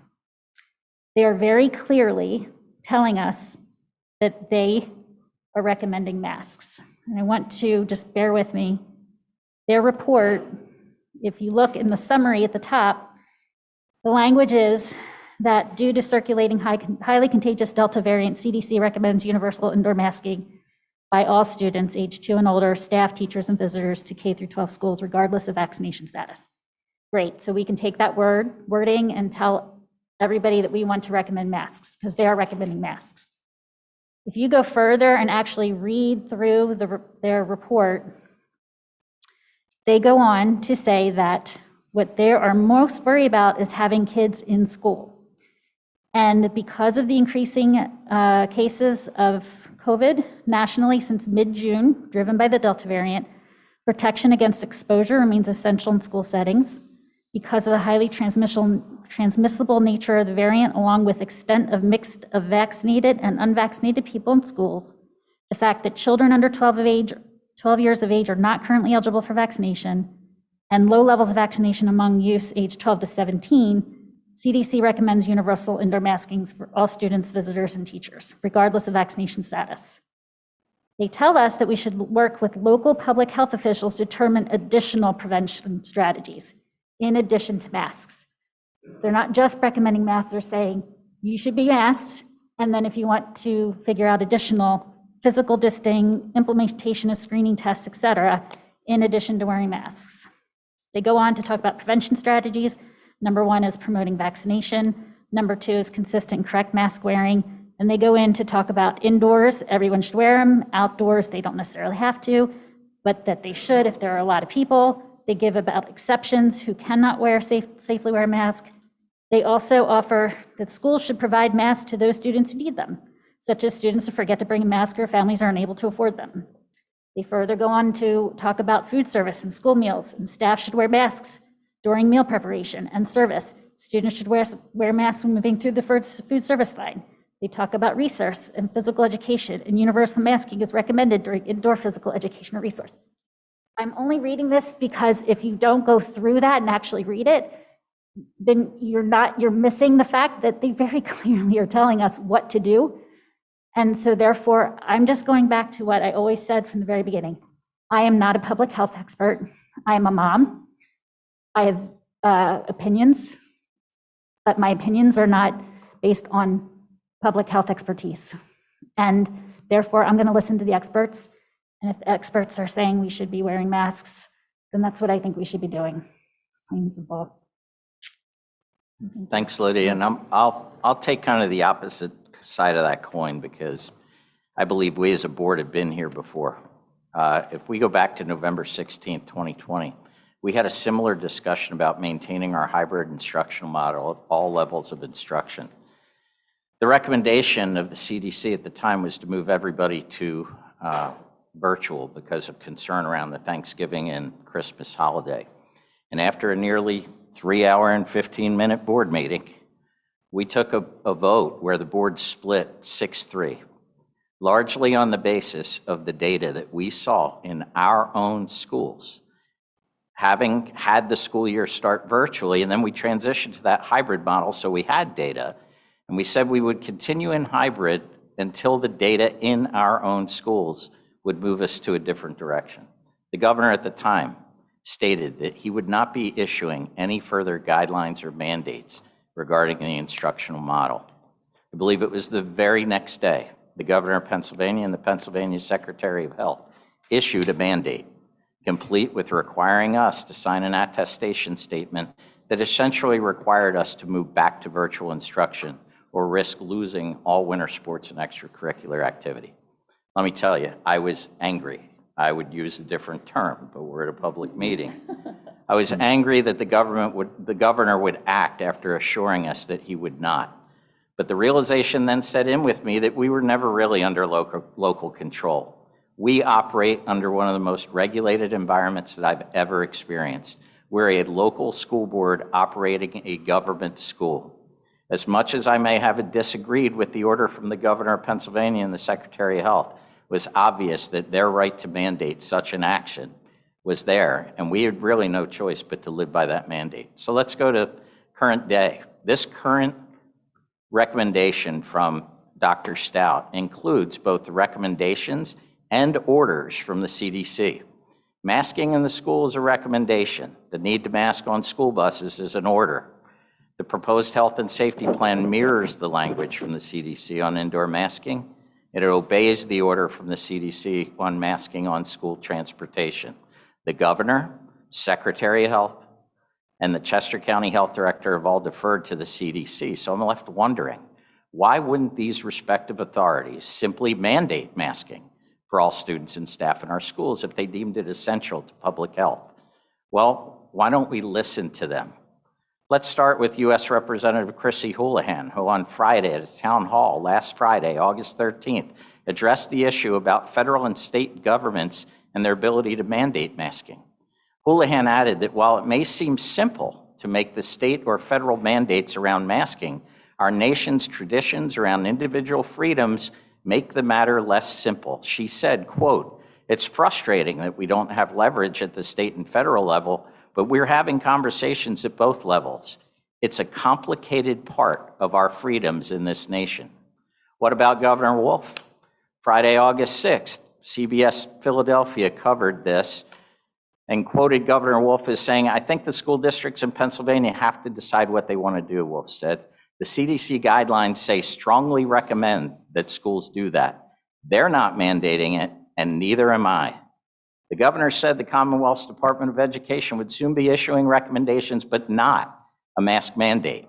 He said, "We're following CDC guidelines. We're strongly recommended that if you are indoor in schools, you got to wear a mask, K through 12, Wolf said. Lastly, what about our Chester County Health Director, Jean Franklin? The same town hall where Chrissy Houlihan spoke last Friday, she said the following: "I don't at this time have a police mindset for our schools, and that includes restaurants and other businesses. I think you're aware that Chester County itself is not abiding by current CDC recommendations because they're not mandating masking in county offices. Quote, the CDC has provided masking guidance and the county will not issue any mandate," said Rebecca Brain, Public Information Officer for the Chester County Commissioner's Office. "The decision to wear a mask and be vaccinated are personal ones. Our ask is to respect the choices of fellow Chester County residents, whether or not they reflect your own," she said. My question to all of us is, if our U.S. representative points out that masking mandate presents a complicated part of our freedoms, if Governor Wolf states the CDC didn't mandate masking and neither will he, and our own local health director says she doesn't have a police mandate for our schools, then why would we? We are 9 volunteers from the community, none of us with a medical or legal background, who are being asked to opine on something that we have no data on, no real access to data on, such as how many cases in our district are among those under age 18 or under age 12, and no experience in our own schools. If we choose to go this route and open this Pandora's box, are you also ready to mandate what kind of masks qualify? Will we mandate ourselves what the thresholds are for closing our schools? Will we mandate when we would cancel fall sports and extracurricular activities? Will we decide when it's safe to drop such mandates, and on what would we base this? I do not believe we are in a position to make such decisions. We're supposed to provide oversight on educational policies, not public health mandates.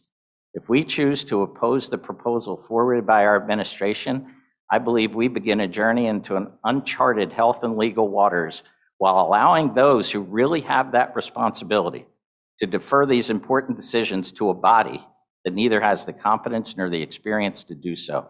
We would be the only entity making these decisions, and we would be making them solely based on fear. The fact that those who have the authority and expertise to make these decisions have put us in the crosshairs in their stead.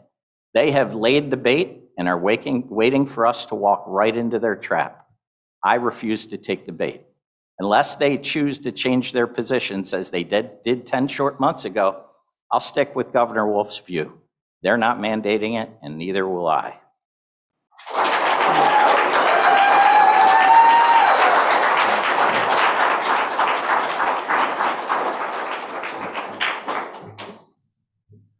So I guess I'll jump in with a few words here. Nothing prepared, but I'll just tell you my thought process in it. Because I think the one part I agree, John, is it's going to probably be a moot point at some point, because whatever decision we make here today, facts and data on the ground will change it. And my gut feel like last year is we're going to get handed different guidelines in several weeks based on whatever happens. So, and it's unfortunate that we are, in school districts across the country, are put in this district because we are not medical doctors and we don't have that expertise. But my read is slightly different on the recommendation from the CDC. I fully supported our optional summer program. I looked and because I took what we looked at seriously, our local data. Where were we? Where was the virus? What was happening? In a lower transmission rate, and people were getting the vaccine. So it was with a lot of confidence that I said, it feels like a good risk. Same with hybrid last year. I was, because I think the number one thing that we want for the health of our kids is that they're in school for as many days as we possibly can get them into school. And so, so the masking is one thing. I also, and I'm gonna get back to that, but there's also another part of this plan that I would like us to readdress. And that's a more fully articulated quarantine education delivery plan. I don't think it's in here with enough specificity to give our parents and our board comfort level of, if I'm quarantined, because I think what's highly likely is we're going to go into quarantine, or kids will, right? And if I'm quarantined twice and I miss 28 days of school or 20 days of school, what's happening to me? And I know, if it's the football team and there's 60 kids, we can put a plan B and turn things on. But I think we need to more fully articulate in this plan. So whatever version we pass tonight, I still think we should come back on that one, and I'd ask us to revisit the plan with what's going to happen with these kids who are going to get exposed, because no matter mask or not, we're going to have virus in the school. We're going to have some situation where we're shut down. I just no part of me believes that won't happen regardless of what's happening. I do think that the guidance is clear, though. They're asking us, and even though they all shuck the responsibility, I still feel like I'm not the medical team here, so I am going to ask that we have a threshold where we go from optional or recommended masking to the required masking when we hit that threshold.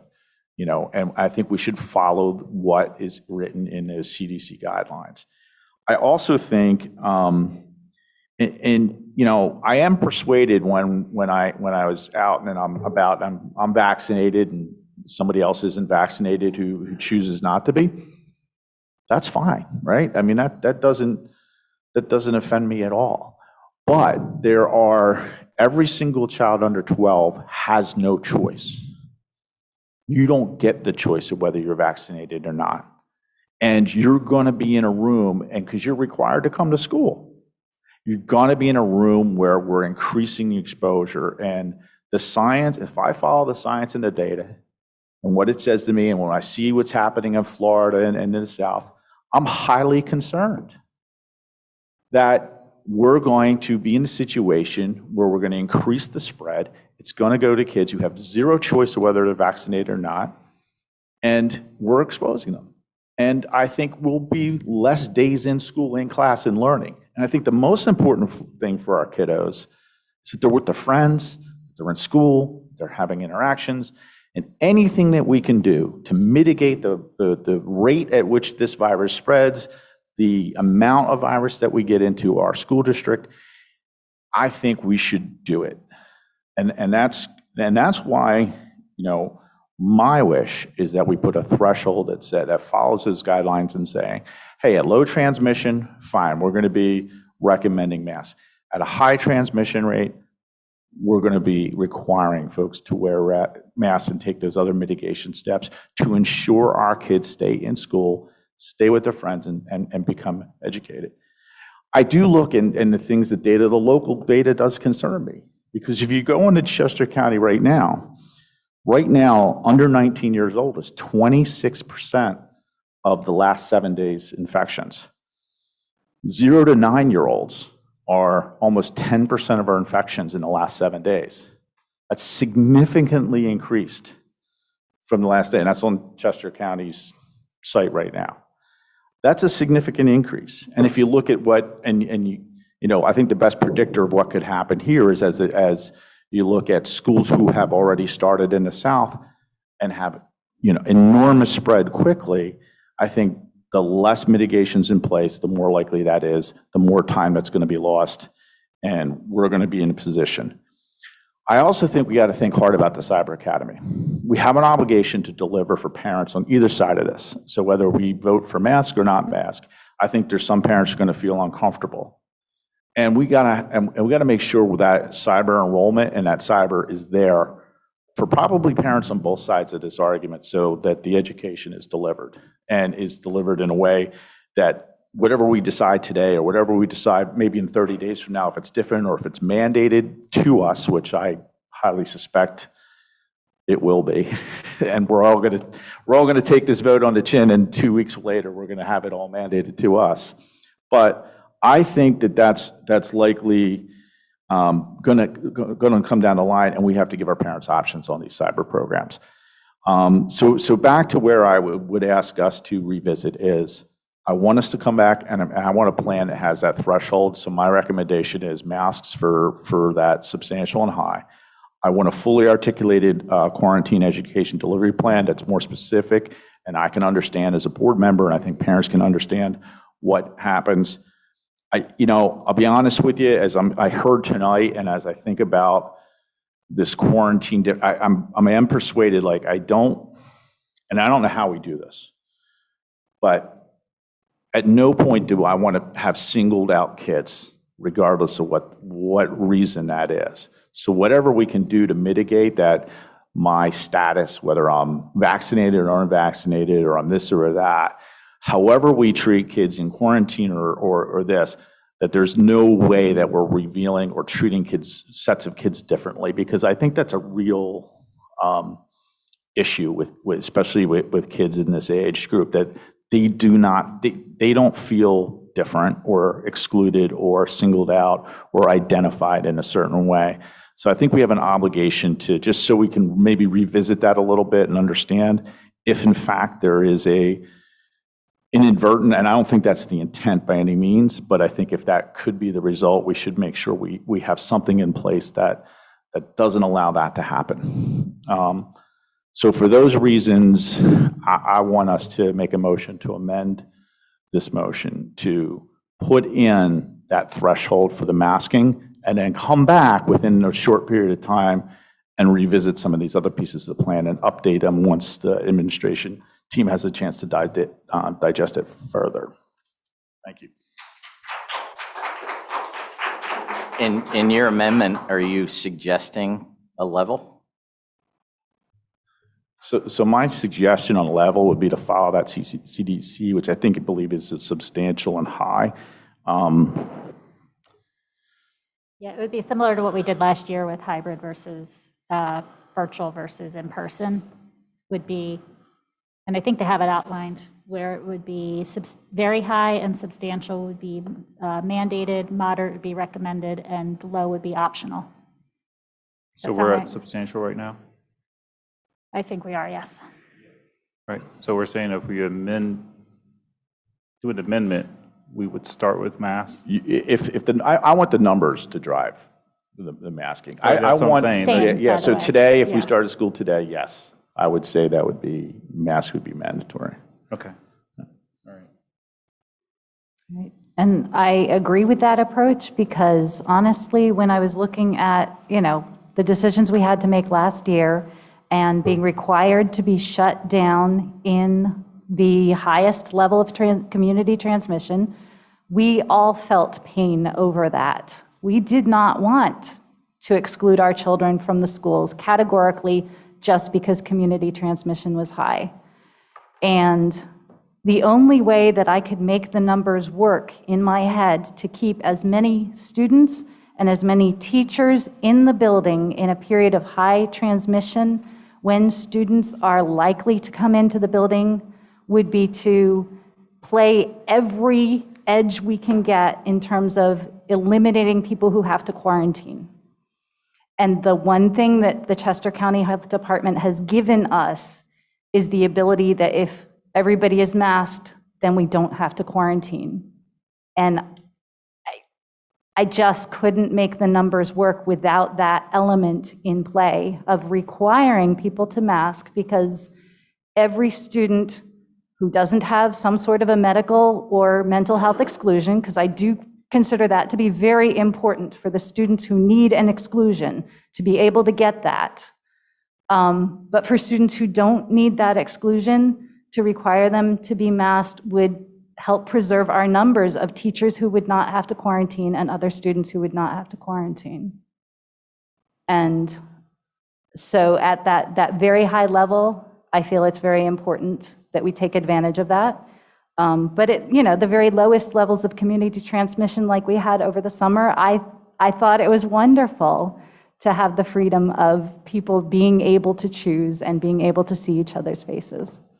Right. So are your concerns more on kids who are 12 and under, who cannot get vaccinated? No, I Or all do kids? not have any interest whatsoever in discussing whether people are vaccinated or not vaccinated. I believe we need to protect everyone equally because the Delta variant does not seem to be discriminating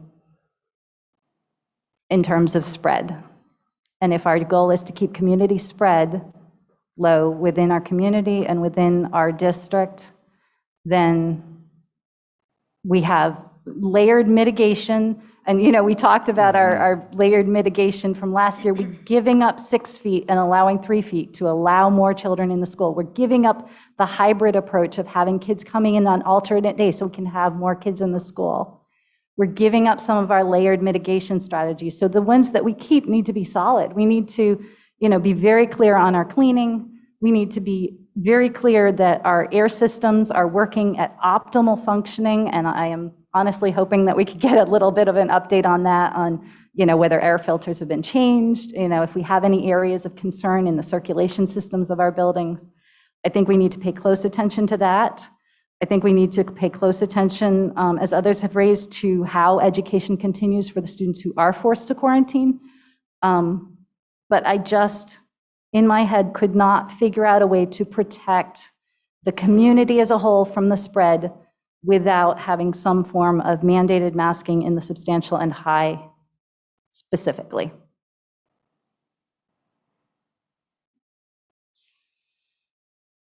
Yeah, I would agree.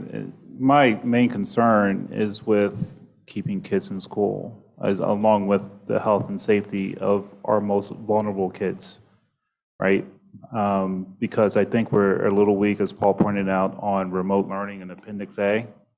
And maybe Dr. Stout, I don't know if you can expand on Appendix A or not, but it says that if buildings close, I really like decide on, I plan for the worst and hope for the best. So if we have to plan for the worst and our buildings have to close, the remote learning piece, if buildings actually close, I think we need more definition around that, more planning around that, more assurance that we're able to deliver education to our kids if this, in fact, is a case, if the buildings actually have to close, right? So I think that part of the plan needs to be worked on.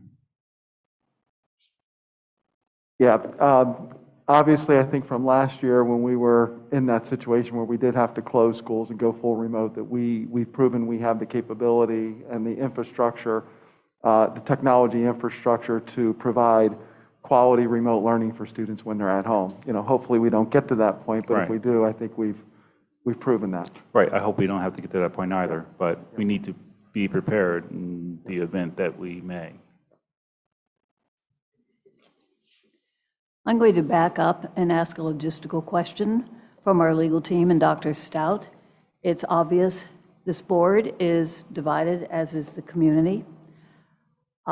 If some board members want to make amendments, how do we make this happen? Do we vote on, is it best to vote on the plan as presented and then talk about amendments where people might want to add levels, et cetera? Or do we, if we vote it down, where are we? So, I mean. That's, I guess, what I'm based- asking. Based on the rules of procedure, Mr. Friel has a right to make a motion to amend. Right. And then if there's a second, and then there would be discussion and a vote on the motion to amend. If that vote carried, then what would be on the floor before the board would be the amended motion. Do we need to wrap up the first motion, though? No, That's what I'm. well, not if he makes a motion to amend and there's a second. I'll second it. But Mr. Friel, you Yeah, said that you wanted to. so Are so you- let me articulate the emotion. So you could do it either, I think the answer under Robert's rules, you could do it either way. But, so I'll make it in a form of a motion, so we know what I'm proposing is that we amend the motion to require masks be worn under the substantial and high community transmission rates as defined by the CDC. And that I would ask that we set a time to revisit and fully articulate the quarantine education delivery plan within let's say 2 weeks. So we have to come back and see that part of it. So that's that would be my motion is masks become mandatory upon hitting that substantial and high rate of transmission, and that we agree to come back and revisit the plan on the quarantine education delivery, if we can do that. Should I separate that or keep it? No, that's fine. If that's the way you want to present it, then is there a second and then discussion and a vote on the motion to amend? Let's second it, but can I ask a clarifying question is for the quarantining thing, not only the mode of education, but also, I think as you pointed out, and I too heard a lot of the comments about the treating the quarantines differently. So we would need to revisit that as well. Yeah, I would ask just that Dr. Stout and his team come back to us with With both of the those recommendation within 2 weeks for amending that. Yeah, okay, then I would second that. Yeah, and we were, just so you know, like for the quarantining process, we didn't provide details in here because we have zero control over that. The quarantining process is handled through the Chester County Health Department, and our nurses know that and they work with them. But as a district, we can't modify quarantining in any way. I don't think we're asking you to modify quarantine. We're asking you to modify the delivery of education during quarantine, right? Yeah. So it's more an instructional model for students as they're out. I think the one point, though, you made is mitigating the differences in populations when it comes to quarantining, but it sounds like that's a CDC guidance. It is. Oh, I'm sorry. I'm not, what I'm suggesting is when we mask is under the CDC. We need to point to something to like what's high, what is substantial. Use the CDC definitions to do that. You had made something about, vaccinated versus unvaccinated, the quarantine guidance, that was. Oh, yes. So I'm not really sure. I don't know if I could put that in a motion, but I'll just say, just to clarify what I was saying. I heard folks talking about listen, we don't want kids to be singled out, right? And if there's a different protocol that's obvious, that this kid's this way and this kid's this, we should be careful about that so that it is not obvious that this kid is not vaccinated, or this kid is vaccinated, or this kid's that. So we should be, I think, careful. And I heard parents had concerns about that tonight. And, I think that's real. We should think about, what we can do to mitigate that. I don't have an answer for you on how to do that. So I would just ask you guys to maybe relook at that, and just taking into consideration that may occur, how do we do that? Maybe just come back. So that was more of a discussion point of asking, Dr. Stout and his team to come back and think about that based on, I think, legitimate potential concerns there. I think that's something likely. So I'll just, the motion is going to be for the mask, and just that we revisit the quarantine education plan then specifically. I would second it based on the CDC recommendations. All right, so I had a question regarding remote learning. I would like to see that added to the plan, more defined what's going to happen if we have to do remote learning in the event that a building closes and or kids are in quarantine, right? I don't know if that has to be an amendment, or is it something that just can be added to the plan? You could make that, you could communicate that as a directive to the administration to follow up on.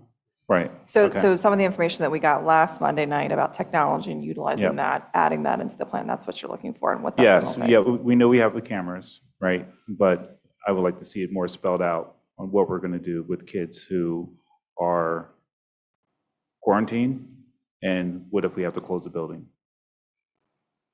And Can the I ask harder, if the we harder one is, restate what the amendment is that we're considering? I'll give it a shot. All right, give it a shot. The motion to amend is to approve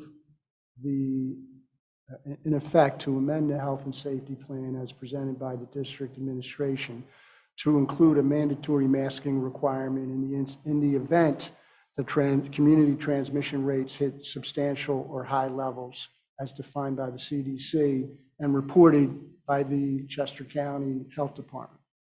What he said. And with the further caveat that the administration would further explore and delineate and report back to the board on the virtual instruction to be provided in the event of quarantine or school closure.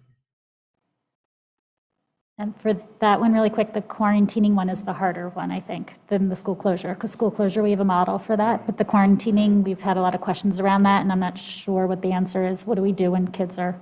Yeah, we've had discussions, but we will bring Awesome, thank you. more detail. Thank you. So basically, this amendment that we're looking at, does this then change the agenda? This is a new item then to the agenda.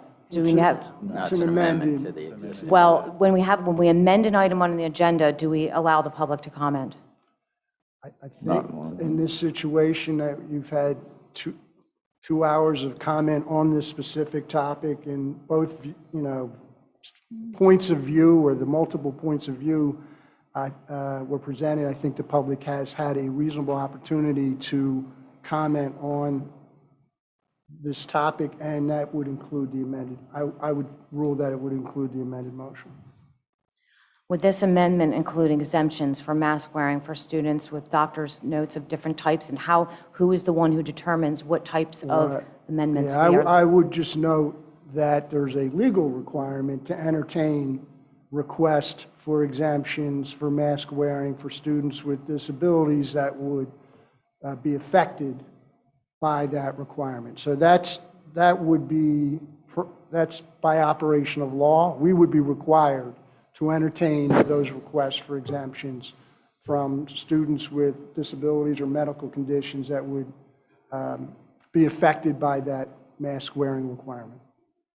Well, aside from the legality of that, is we are amending this on our own.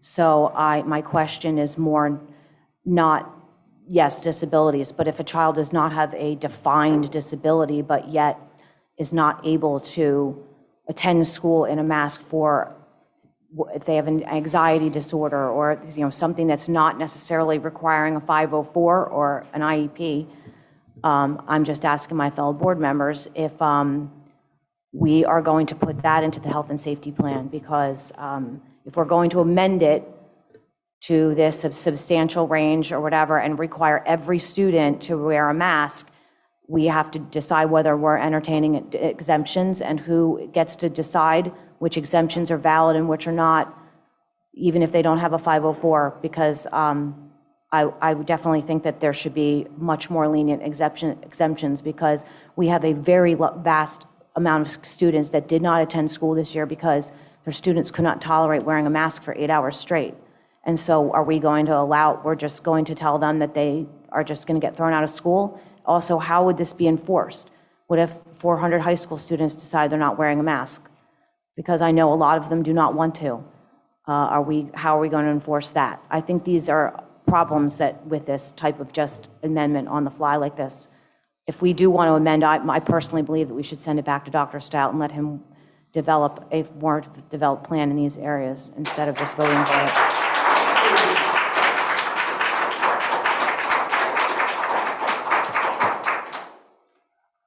So I would say, to answer your question, what qualifies as a mask exemption, it's very specific. We would have to look at the legal guidance on what qualifies, but it's not just someone that wants the mask exemption. So we'd have to look at the guidance on that.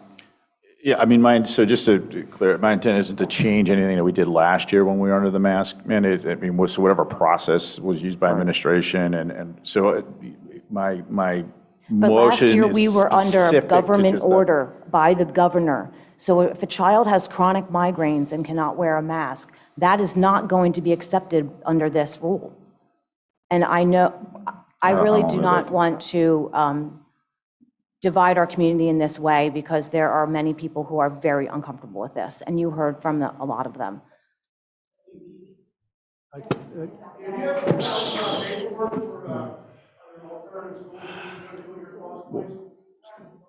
And there's, Just so to clarify, for the amendment that was proposed, it did not include any reconsideration of the quarantine rules, right?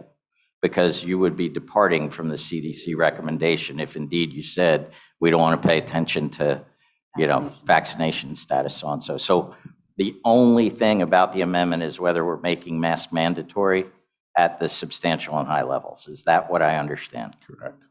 That's correct. That's correct. Why, sorry, there's no public comment at this time? Excuse me, there's no public comment at this time?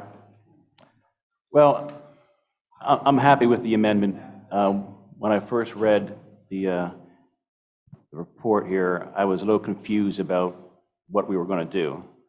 The first couple of statements said we would follow the recommendations, and when in my book, if I recommend to a client to do something, that means they will be doing it. Okay.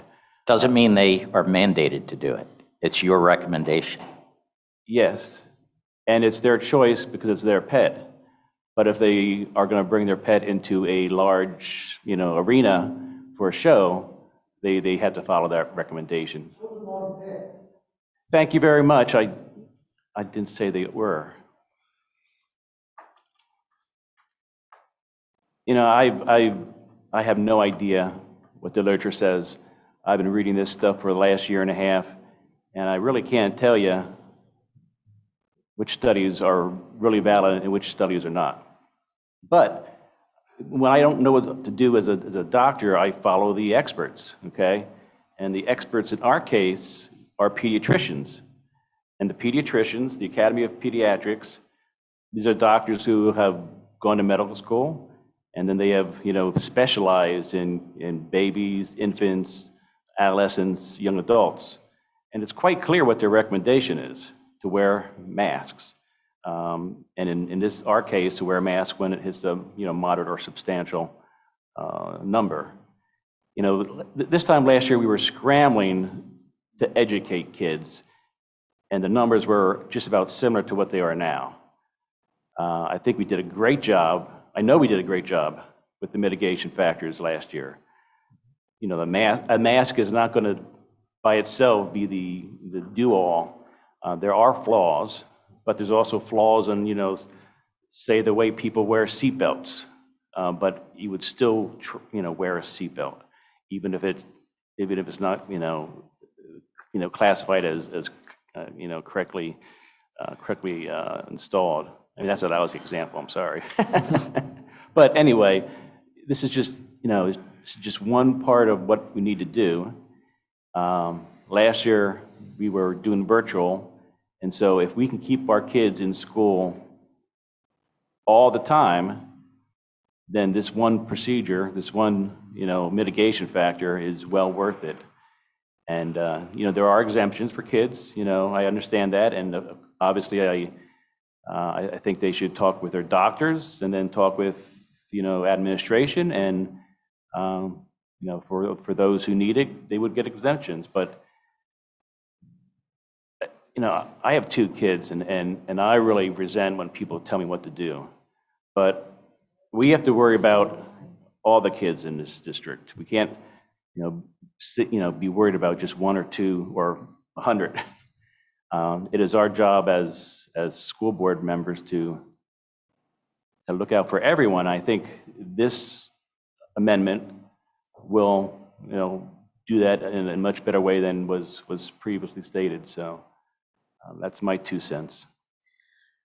Just with all due respect about experts, I personally know 2 pediatricians that had to leave the American Academy of Pediatrics because they felt that they were compromised, were not following guidance that was appropriate, were not, studies are created by drug companies. I'm sure you know about ghostwriters who basically put out scientific studies and pay a doctor to sign their name to it, and they fund it from their pharmaceutical companies. So I'm sorry, I know I'm not a medical expert, but my trust for medical experts has been virtually zero in the past year and a half as we have moved the goalposts every week about what we think we're doing to mitigate a virus that we are never going to eradicate. Every expert has gone every which way, flip-flop, trying to tell us this way and that way to do everything. And we know that the kids wore masks last year and the cases went through the roof. We do not have control over it, but we do have children who cannot wear masks. They do not have a 504. So we're telling those families to go take a hike. I really would like public education to stay viable for everybody. And this, I don't feel that this is representative of our community. Well, it's representative of part of the community, and obviously there's great division here. So as people have mentioned, there is no way we're going to satisfy. We're going to be heroes to some people, and we're going to be, evil people to others. Yes, people were wearing masks last year and the numbers went up, but they didn't go up in our schools. Oh, and that's another really good point, actually. If there's any kind of numbers game, I think that in-school transmission needs to be part of the question. Because last year, remember, we did not take the guidance of the CDC because we realized we had no in-school transmission. And so we did not take that guidance, and we created our own guidance, and children still got to come to school because we did not have in-school transmission. We also Now, had, so I think that social changes the ballgame. distancing and masks. We had Yeah. social distancing masks in half the kids. So now we're putting all kids in no masks and no social You're distancing. correct about So- that, but we so we should don't listen know to the what the CDC in-school. recommendations. We don't have any data to show what the in-school transmission would possibly be. And I'm sure you guys know from reading your studies that, the school districts that did actually have mask-free schools and the states that had some masks and some not masked, which was not Pennsylvania, they did not find any correlation in their transmission rates between the unmasked classrooms and the masked classrooms. So we don't have that comparison to make here. We didn't have any unmasked classrooms, and we had no study on it. And we have no randomly controlled studies on actual transmission of viruses through masks. We have droplet studies, how far droplets go, which droplets go where, aerosols, airborne, whatever. We actually do not have random controlled trials on whether or not you can stop any virus from being transmitted to someone else with a cloth or surgical mask on. And so I think this is just a huge burden on our kids. Kids that want to wear masks are going to be able to do that. And a lot of kids are going to.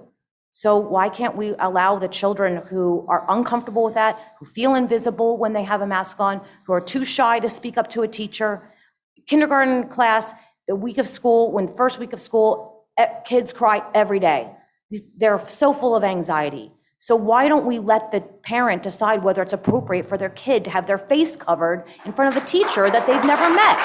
Because my anxious kid would be crying because there were unmasked students in his room. Okay, all right.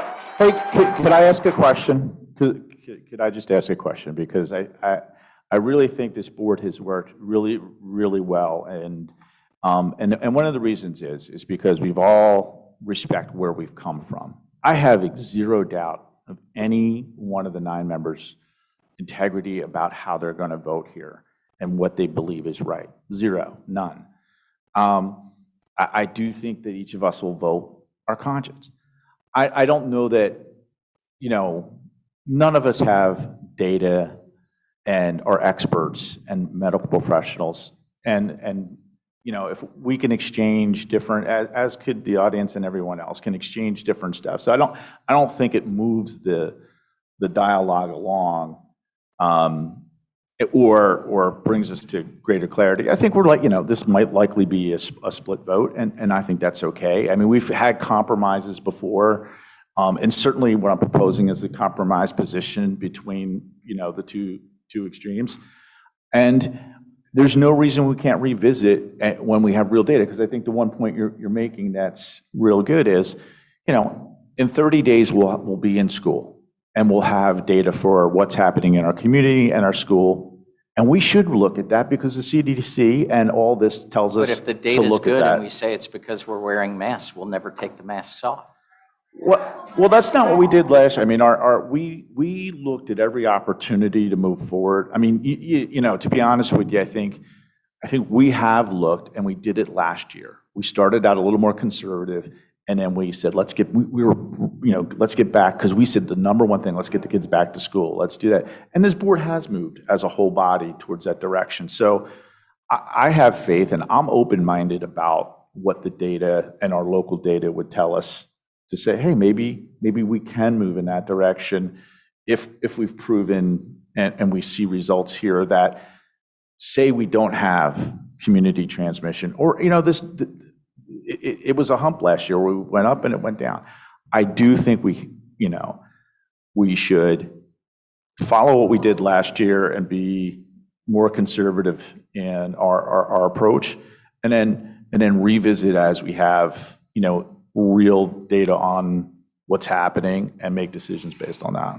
Right, so in your amendment, if we're going from substantial to moderate or mass, then just recommended. Correct. That would be correct. That'd be correct. Current data is substantial, right? Okay. All right, so as we call the vote. Right, so I just had a quick story to tell. So the other day, I was in front of my house pulling weeds. A neighborhood kid walks by, and he walks back. And so I normally ask kids whether or not, how they like school, what do they like about school, and what do they don't like about school. I always do that because, I'm on the school board. I like to hear different opinions, especially from kids.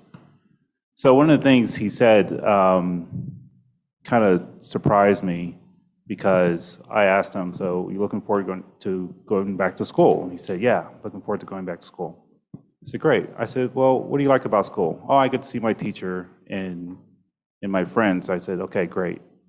I said, what do you not like about school? And he said that I'm afraid that I'm going to be sitting beside kids that aren't wearing masks, and someone's going to get sick. No public Maybe, comment, please. But that was his response. right? That was his response. And then he moves on. And so I said, thanks, you gave me another thing to worry about.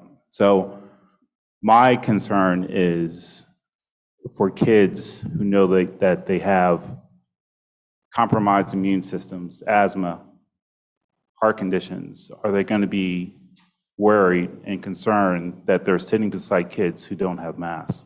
Now, I'm just putting that out there, right? Because that's something that we sort of didn't have last year. I definitely think we could make an exception for a child with a heart condition. No, the Don't you kid with the think heart reasonably? condition has a mask on, but the Well, kids, I know, he's sitting but beside kids not that sitting don't. beside a Yeah. person who doesn't wear a mask if you have a heart condition. I don't think that that's what we're talking about here. Because the other thing about this poor child who's living in fear, 27 million children have been diagnosed with COVID-19 already in the 18 months.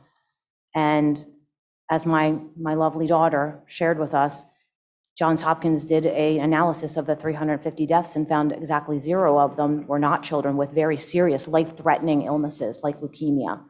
So the fear of a child thinking they're going to sit in a classroom and get some deadly disease from someone it's just not borne out in data. It's really not. And so putting this fear into them and by covering their face and all this, I really am extremely uncomfortable with it. All right, I think everyone has formed an opinion. I think we need to move to voting on the amendment. And I think we're going to have to do a roll call vote. Mrs. Carmine. Yes, I would agree. May I ask just one more question? And I don't want to make this even more difficult, but would it be an option to put an end date on that, say for the first month, while we have an opportunity to assess what our community is suffering from? Well, I think as Paul far- is saying that revisit in 30 days. Pardon? I think that's what Paul was saying, was revisit in 30 days. Okay, I'd like that language in there, that we revisit in 30 Is that, days. Brian, can we do it that way, or how do we do that? Can I do a friendly, add that in there at the end, Tag? Yeah. Okay. I do have one more question, though. If we adopt this amendment, is the transmission rate going to be evaluated every week, every day, every month, because I'm looking at this right now, and one time I looked at this, it said we had 51 cases. That's 1 over into substantial. If we had 49 cases the next week, masks off? What about, or whatever, how would this be going about to be evaluated? Yeah, I believe we would look to do it weekly. I think, and again, I would have to talk to my team about this. I know last year they were looking at 3 weeks worth of data. The Chester County Health Department is saying you don't need to look at 3 weeks. They were suggesting 2 weeks. We'd have to make that determination whether it's 2 weeks or 1 week worth of data. So in essence, if we do it 1 week, we'd be making the decision every Friday by looking at the data for the following week. Is that part of the amendment then?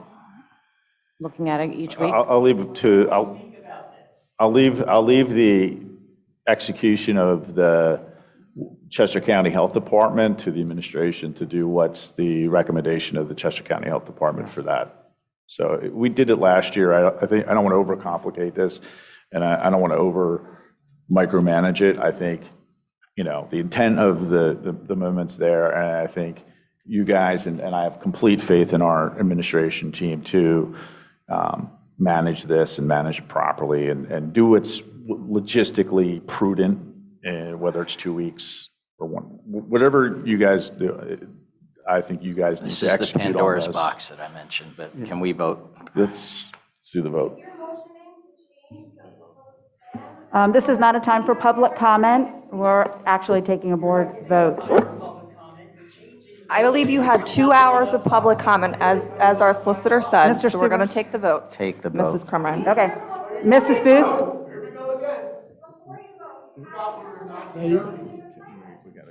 Mrs. Booth?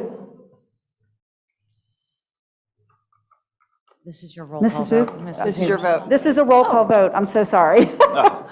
I'm sorry, I For the lost amended that. plan. For the amended plan. Motion to The amend. motion to amend, we actually haven't voted on the plan. We're voting. This is the vote on the plan as And amended. the- As amended. No, The it's plan vote as on the amended. amendment to the plan. Correct. You've had the opportunities to address the health and safety plan. The vote is on the motion to amend. Once that passes, then there will be amended motion that you'll vote on. Oh, okay. Okay, so this is a vote on the amendment. Motion to amend. Motion to amend. I will vote yes on the motion to amend. I choose to err in caution at this moment, but I definitely want it revisited after 30 days, because that is, I think we're all aware that everybody has been out. I mean, I spent 7 hours trying to drive home yesterday. The traffic was so heavy coming back. I think it would give us an opportunity to assess how our local community is dealing with this variant. It's an ebb and flow that we really don't have control over, but I understand, I mean, personally, I don't want to mandate, but I think I have to vote on that to err in caution at this moment. And we have to find common ground here. We have to do something tonight. So I will vote yes on the amendment. Thank you, Mrs. Booth. That was long, wasn't it? That's okay. That's fine. Mr. DeFore? I vote yes. Mr. Deal? Nay. Mrs. DiMarino? No. Mr. Friel? Yes. Dr. Melnizik? Yes, and just to piggyback on the 30-day reassessment. Okay. And just to piggyback on Melissa's, request for a 30-day reassessment, I mean, last year we did that every 30 days anyway. I mean, this is not going to be, set in stone. It's going to be an ever-changing type of reassessment, just like last year, because every month brought us something new. And with that, I'll say yes again. Thank you, Dr. John. Mrs. Munson? Yes. Ms. Profit? No. Mrs. Stutzman? Yes. The motion passes 7-3. I'm sorry, 6-3. On the motion to amend. Now we're going to be voting on the amended motion, correct? No, we're just going to vote on the amended motion at this point. That's what's on the floor. Okay. We're voting on the amended motion as presented by Mr. Friel. So we voted on the amended motion. I think it's the plan. Now you're voting on the health and safety plan as well. The amended plan. You're All right. We're voting on the plan as amended. Mrs. Stutzman? Yes. Ms. Profit? No. Mrs. Munson? Yes. Dr. Melnizik? Yes. Mr. Friel? Mrs. DiMarino? No. Mr. Deal? No. Mr. DeFore? Yes. And Mrs. Booth? Yes. Motion passes 6-3. All right, item 13.2, approval of transportation routes for the 21-22 school year. Approval of transportation routes for the 21-22 school year. Do I have a motion? So moved. Mrs. Booth, do I have a second? Second. Mr. DeFore, any discussion? I did forget to say in my report that if anybody wants to find those transportation routes, they can call the transportation department to find out what they are. Excuse me. Thank you. I do have a question about it. I remember asking this last year. I'm so sorry, I don't remember the answer, but if we have change in our enrollment due to some of these decisions we're making, will bus routes be amended so that we, if we could use less buses, or, will they be altered? Or is it just what it is now for the year, no matter who's on the bus? We can take a look at that. Yeah, I think they do change regularly. Yeah, we're always, as kids come off routes, we're readjusting. So we'll definitely take a look at that, Mrs. DiMarino. Okay, thank you. Any more discussion? All in favor? Aye. Any opposed? Motion passes.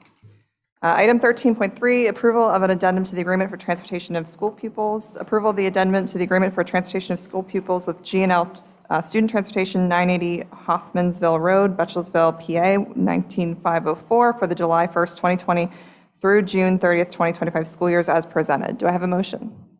So moved. Mr. Deal, do I have a second? Second. Mrs. Booth, any discussion? All in favor? Aye. Any opposed? Motion passes. 13.4, ratification note to timeframe for additional summer employment. Ratification to timeframe for additional summer employment for district nursing staff as presented. Do I have a motion? So moved. Mr. Deal, do I have a second? Second. Dr. Melnizek, any discussion? All in favor? Aye. Any opposed? Motion passes.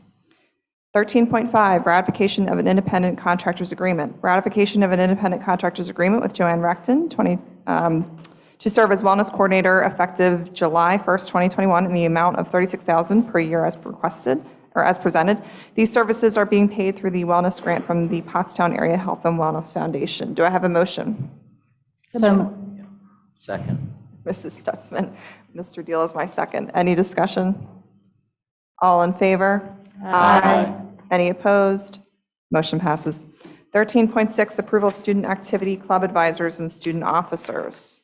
Approval of student activity club advisors and student officers in accordance with the provisions of Section 511 of the Pennsylvania School Code for the 21-22 school year as presented. Do I have a motion? So moved. Mr. DeFore. And do I have a second? Mr. Friel, any discussion? All in favor? Aye. Any opposed? Motion passes. 13.7, approval of early admission. Approval of early admission to first grade as presented. Do I have a motion? So moved. Mrs. DiMarino, do I have a second? Second. Mrs. Stutzman, any discussion? All in favor? Aye. Any opposed? Motion passes. 13.8, approval of out-of-state overnight conferences. Approval of out-of-state overnight conferences as presented. Do I have a motion? So moved. Mrs. DiMarino, do I have a second? Second. Mrs. Booth, any discussion? All in favor? Aye. Any opposed? Motion passes. 13.9, approval, ratification approval to recommend the Board of School Directors professional services and/or maintenance agreements. Ratification approval to recommend the Board of School Directors professional services and/or maintenance agreements as presented. Do I have a motion? Mr. Friel, do I have a second? Second. Mr. DeFore, any discussion? All in favor? Aye. Any opposed? Motion passes.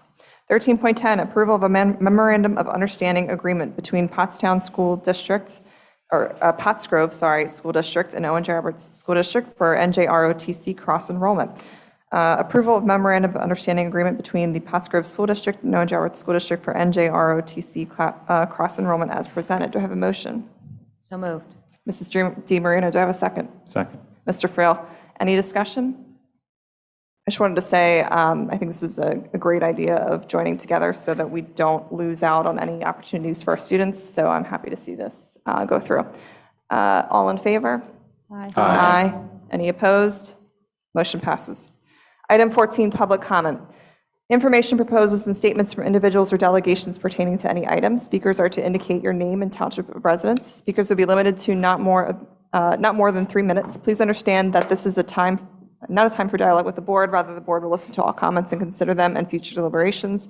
And then as a reminder, our email address is listed there. And just as guidance for anyone on Zoom, in order to make a comment, please use the raise hand function. When it's your turn to speak, please state your name and township of residence. Wow. Is it on? Good evening, board members, Superintendent Stout, Ms. Crumrine, parents, community, and teachers. My name is Colleen Blute. I am from North Coventry and East Coventry Township. I'm here tonight to speak to you about the Owen J. Roberts Athletic Association, where April Cobb is the president, Shasta Longworth is the vice president, Karen O'Bara is the treasurer, and myself as the secretary. You all have seen the beautiful championship jackets worn by our student athletes. These jackets were purchased not by the district, but by the Athletic Association, selling one hot dog at a time at both indoor and outdoor events and fundraising with our annual designer purse bingo. Last year was no exception. We purchased approximately 50 soccer championship jackets, 44 swim team jackets, 45 girls lacrosse championship jackets, a golf championship jacket, and a boys championship track jacket for the high jump. all without selling one hot dog at a time or having our purse bingo. But this year, you're going to see some new things on our menu. First, we're going to have hot dogs, not just with sauerkraut, but with cheese, chili, and jalapeno peppers. Tortilla chips with cheese, chili, and/or jalapeno peppers. We're going to be selling ice pops at those hot nights at the beginning of the season. Your favorite, Chick-fil-A sandwiches and nuggets, iced coffee and frappuccino. And yes, we're also expanding our menu in another place. And in case you forget your blankets, your coffee mug, your rain poncho, or hand warmers, we will have them on sale. So who doesn't want a 12-ounce refillable stainless steel coffee mug that can also hold hot chocolate with an embossed red wildcat? To accomplish this, we need your help in the concession stands by volunteering at one of the many sporting events. We aren't asking you to help for the entire game, just maybe a quarter or a half of a football game, a soccer game, or a field hockey game. In addition, how about all of you and all of you simply becoming a member of the Athletic Association? All you have to do is go to the district website, click on RAA or the Athletic Association, and fill in the membership. It doesn't cost you a penny, unless you want to vote, and that's by roll call vote only, for $10. Board members, I will be sending you a membership form in an email, probably tomorrow, in between my professional developments. I look forward to seeing everyone Saturday, August 21st, at the scrimmage against Radnor, and if you can't make that, the first home game on September 3rd against Wissahickon. Thank you for your time. Can I ask you a question? Sure. How do you sign up to volunteer in the snack bar? There's a sign-up sheet under the Athletic Association. Gotcha. Okay? Thank you. And last year, I do know that we had a couple of teachers, and Patrick, sorry I'm singling you out, but Patrick has helped in 2 years consecutively. The other thing I wanted to say is it's totally different and it has nothing to do with the Athletic Association. As far as masks go, it's 6.5 hours that school's open, not 8. And children only learn what they hear their parents saying. I had a class of 12 children last year who came in with masks and thought it was the greatest thing because, hey, I had Batman on. They had Superman. We were superheroes, and we were fighting it together. Thank you.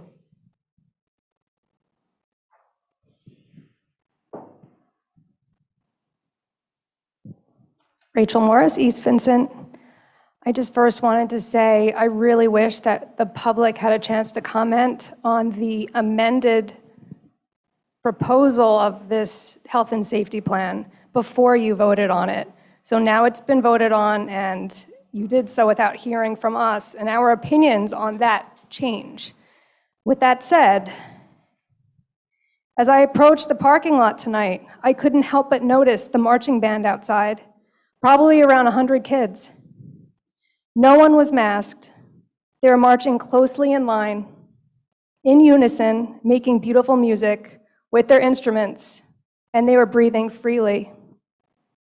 It was a beautiful sound and a beautiful sight. Let's contrast that with the image posted on social media just 3 months ago, May 18th, by North Coventry Elementary, where 4th graders were masked and blowing into wind instruments, socially distanced and outside. I shared this with you in the June meeting.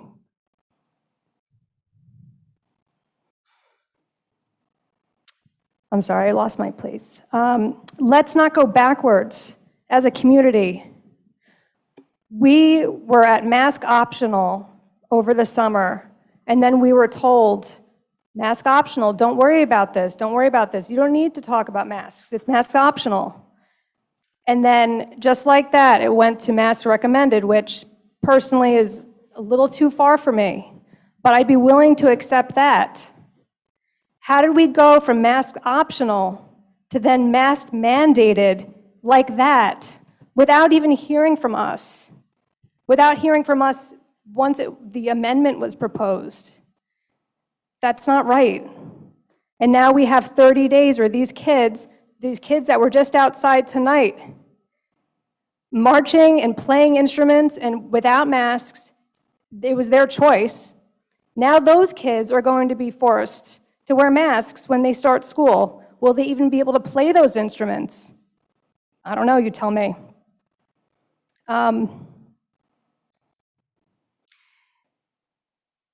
Let's use the data of our community instead of just jumping to mandating masks. I don't feel that we're using any of the data that we have to substantiate this. No one is saying that COVID isn't real, as some of the commenters on Zoom said. Not one person here said that. No one is saying that germs aren't real. As Ms. DiMarino stated, we can't get rid of viruses. They are here to stay. We will never rid the world of germs, and it certainly feels like we are chasing a moving target. Let the children continue enjoying life as they have been for the summer months with masks optional. That would be time. Thank you for your comments.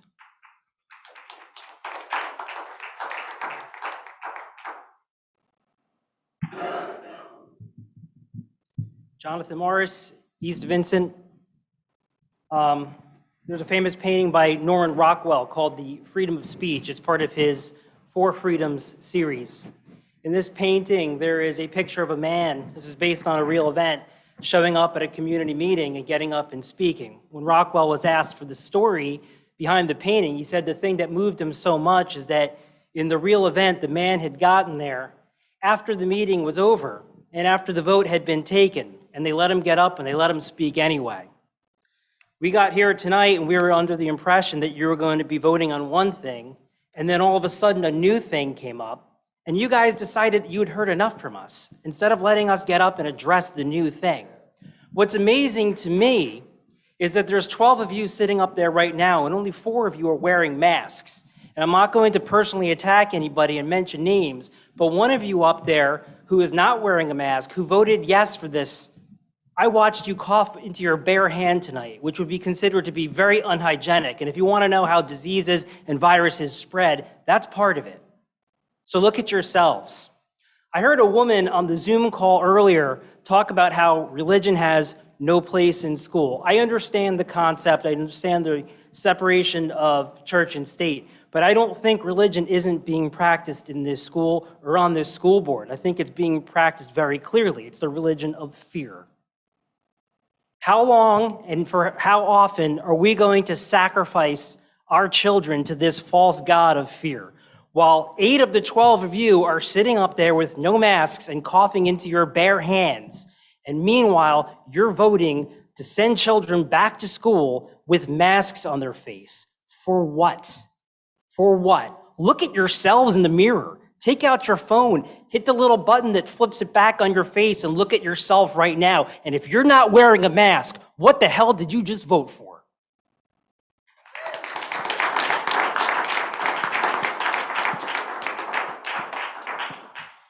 Rick Cameron, South Coventry Township. I had no intention of speaking at all tonight, but I had a feeling this was going to happen.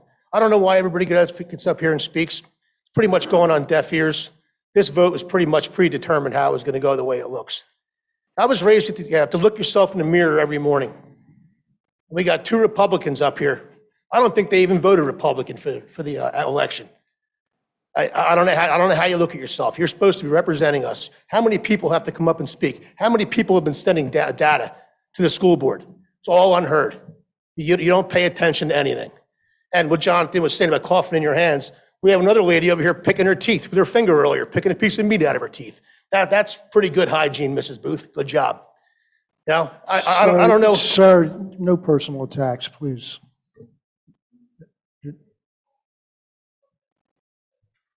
That wasn't a personal attack. Yes, You want to roll the film? It was a personal attack. Roll Please the film. Please don't make comments against particular board members. The time limit. When did we start time limits on policy when we could speak? You said it was 9 o'clock. When did that start? You still had 3 people in line before? Then we went to a vote. after the break. I didn't know when that started. That would be nice to know. And one thing while I'm up here about your equity policy, if you read it on page 3, under administrative, teachers, and staff, number 1, I guess this is how we follow our criteria of what we're looking for. Number 1, we're looking at race, ethnicity, gender, and years of experience of support staff, teachers, building administrators, and district administrators. So race, ethnicity, gender, and years of experience. What happened to education level, accomplishments? There's a lot of other things to look at other than race. There really is. We're supposed to be one community here. You're creating more and more divide, and you're doing that with votes like this. Thank you.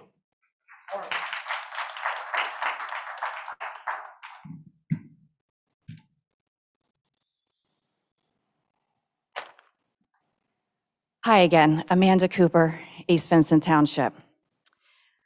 Paul, Cliff, Lydia, Melissa, John, and Jennifer.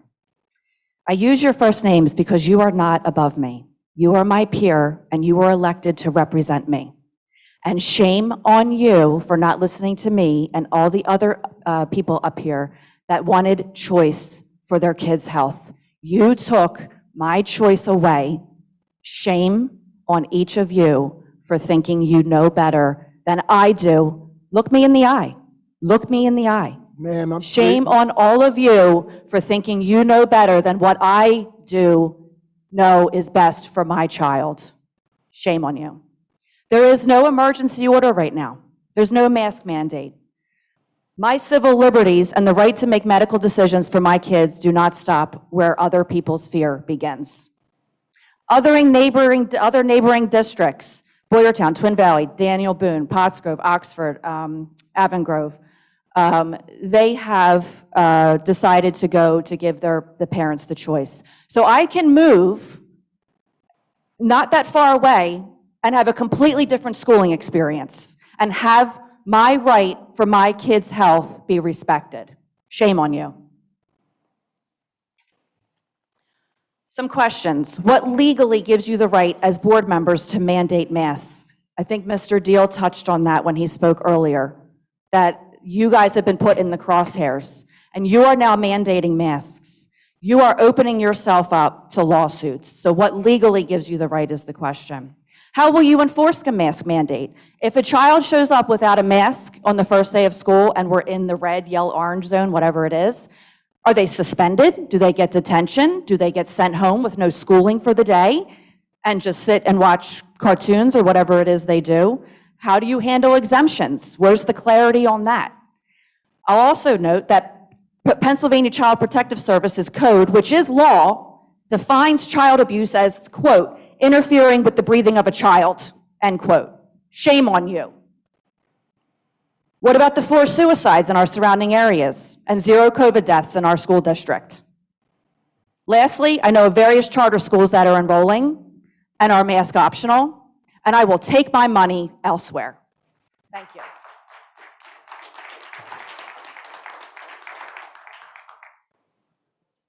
Mrs. Prophet, we have 6 online Zoom.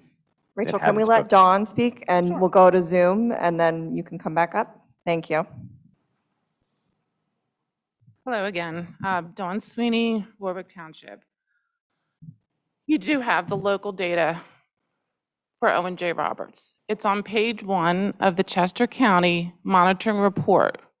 I emailed it to all of you this morning, the link. I also took a picture of the actual report that shows how many cases are in Owen J. Roberts community. There's 35,000 people in Owen J. Roberts community. There are 61 cases of COVID in the last 30 days in the Owen J. Roberts community. It even breaks it down by week. Week 1, there were 27 cases. Week 2, 18. Week 3, significant drop to 7 cases in the Owen J. Roberts community. Week 4, 9 cases. You have the local data. Through this entire time, you haven't used any data. You say the CDC recommends. You say the Chester County Health Department recommends. This is the data for our community. So we have 61 cases of COVID, and you just voted to mask kids for what? You follow the CDC guidelines? I'm sorry, the PA Department of Health, that you all are following, that you voted yes to masking. There have been 0 deaths in students aged 0 to 14. There have been 15 deaths in children aged 15 to 19 in Pennsylvania for this entire pandemic. You're all educated. What is the risk assessment for that? This is through the worst of times of this pandemic. 15 kids, very unfortunately, died. All of them had underlying health conditions. Healthy children do not succumb to COVID. There is no basis for masking students. And if you're basing masking students on local data, you have it in your email. Page 1 of the Chester County Health Department Monitoring Report.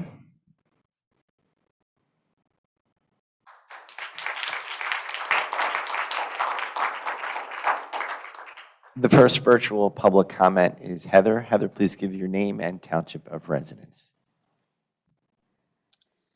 Heather McCurry, East Coventry. I had wanted to get up at public comment after the agenda and talk about how exciting it was that Mr. Mengel had agreed to put together an alumni marching band for the 50th anniversary cavalcade this October 2nd. And you guys have just ruined that. So I don't need to recite your names because the other person already did. This district has sunk down so far with this vote tonight. You had a superintendent you just elected. He put a plan together. And then you guys got up there in a clearly orchestrated plan to go around that plan, and you changed it. And you did violate Robert's rule. You did violate that. If you make a plan and you make an amendment, you have to allow public comment, and you did not. You could not even make the motion yourselves. None of you. You had to get Brian Supers to do it. That's not his role. He represents the district. You 9 are on your own. I would like to add some things in here, I thought, because school board members govern by policies. That's all you get to do. There were comments I heard. We're heroes. We're going to protect the community. I have no idea of studies. Well, I'm not an expert. We have to follow the experts. I have a story to tell, right? But you guys had the job of putting together a policy, a plan. You had it to be reviewed under Pupil Services Committee. You eliminated that Pupil Services Committee. You put a plan out. July 19th, you said masks were optional. Delta was surging then. And you could have put this new plan that you just did on the work session, and you did not do it. Instead, you snuck it in here tonight. And you know what? The problem is whether you want masks or not, masks have always been optional. I could care less how many of you send your kids to school in a mask. But you know what? Like me, most of you don't even have kids in the school district now, let alone elementary children that have to deal with these masks. But you guys took all of that away from the public and being able to have them comment on it, which is against the Open Meetings Act, AKA the Sunshine Act, by what you did tonight. I agree. Shame on everybody. You guys didn't talk about any academics tonight either. And I am curious, are we getting the late start? Because the CDC clearly said the data supports that too. It would be nice to have this board concentrate on academics for a change, something to move this district forward. There was no reason for what you guys did tonight. Do you plan to have the sports kids masked up and the band? Because how are you going to separate the kids that are outside playing sports and band when you're inside? How is that going to work? You guys need to go back and read the school board policies and listen to the CDC. You guys went against the actual government guidance tonight. Thank you, Mrs. McCurry. That would be time.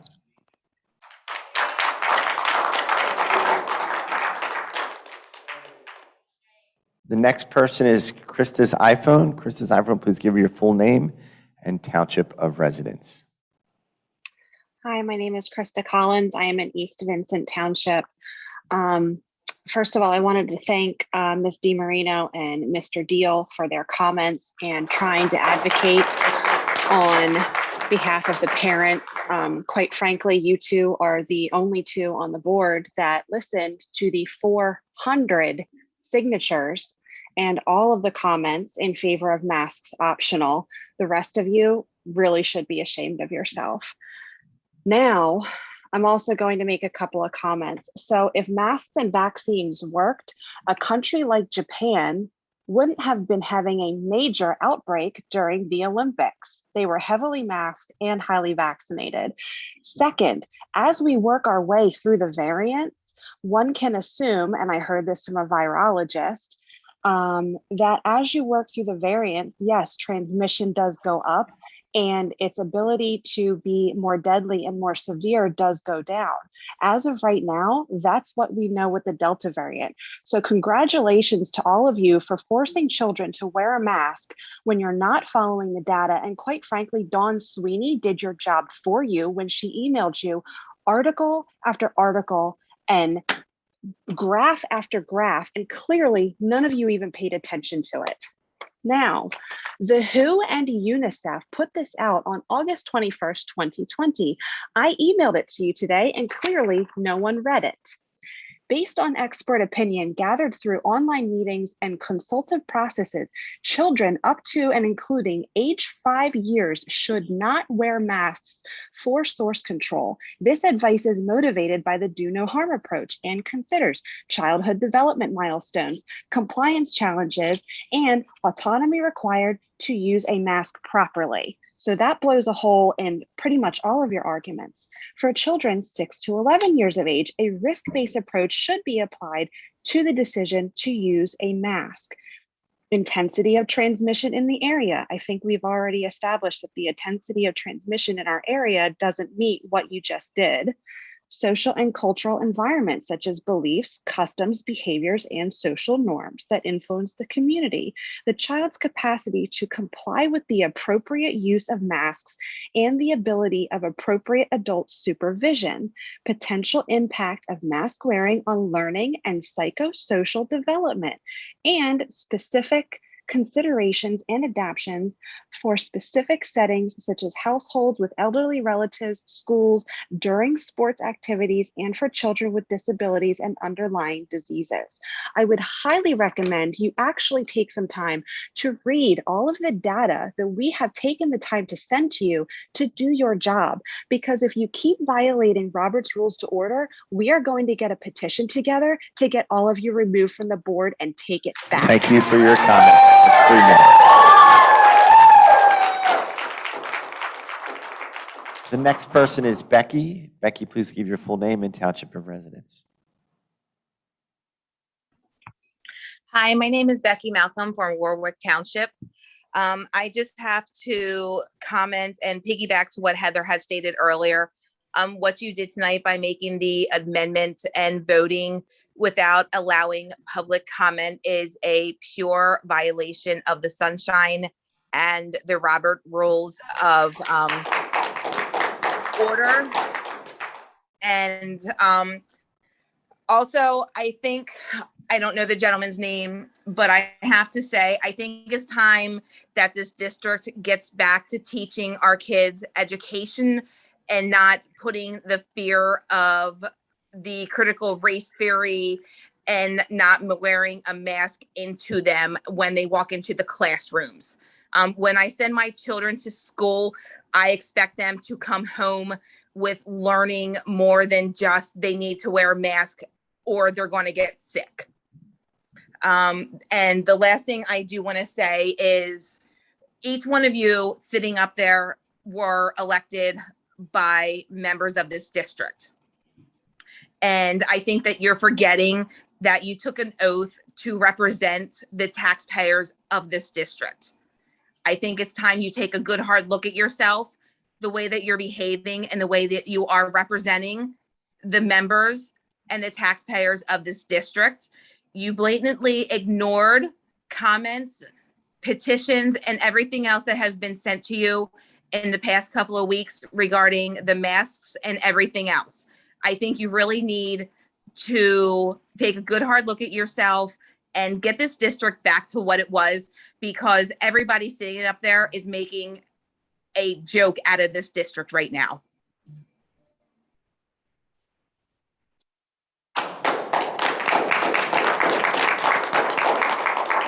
Next public comment is Cheryl. Cheryl, please give us your complete name and township of residence. Hi, this is Cheryl Herzog, Warwick Township. Good evening, everyone. I'm going to be speaking on a different topic, but it's the same old one for me. Since everyone is interested in science now, I thought it would be a good idea to revisit the topic of teen sleep and health and school start times. The research on this is solid and consistent. Teens need 8 to 10 hours of sleep. A 2015 CDC study showed that 58% of middle school students and 73% of high school students are sleep deprived. They are not getting those 8 to 10 hours of sleep. This is primarily due to their circadian rhythm shift that the majority of adolescents have, and early school start times not being in sync with those rhythms. It is known that sleep deprivation affects learning, memory consolidation, social relationships, self-esteem, emotional regulation, mental health, including anxiety and depression, and of course, physical health and immune system strength. Before the pandemic started, the board was closely looking and studying this topic. And of course, it's taken a back seat during this time. But I believe that it is time, now that everyone's in person again, to revisit the topic for the health of the students.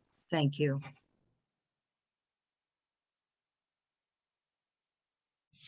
The next person, Madam President, is Trish Poley. Trish, please give your full name and township of residence.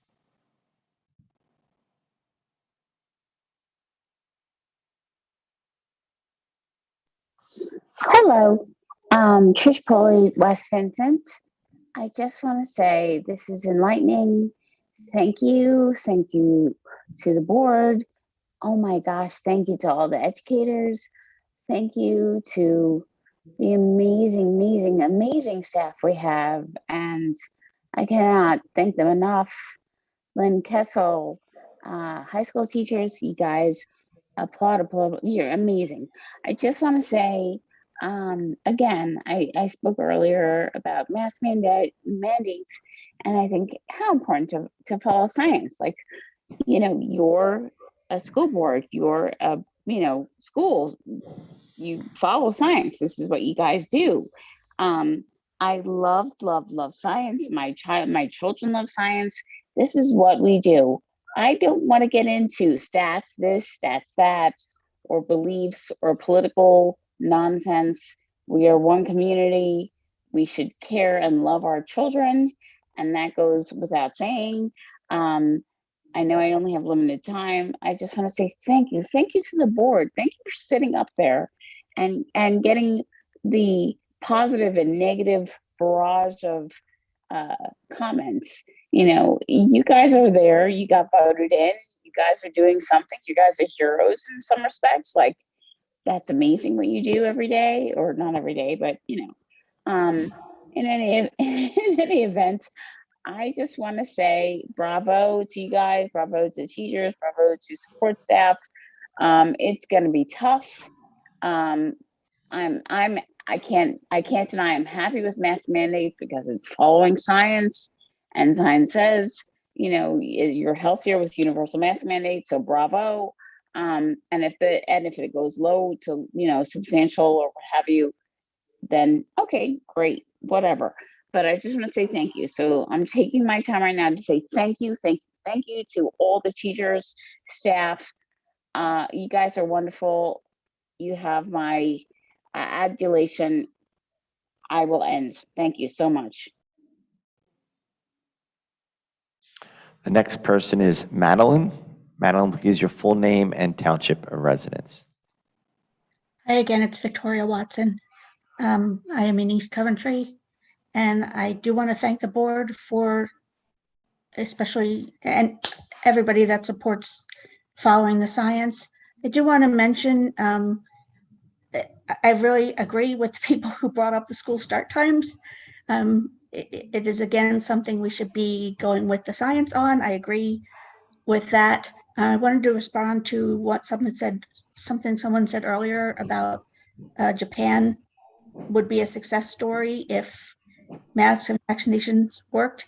Japan is not highly vaccinated.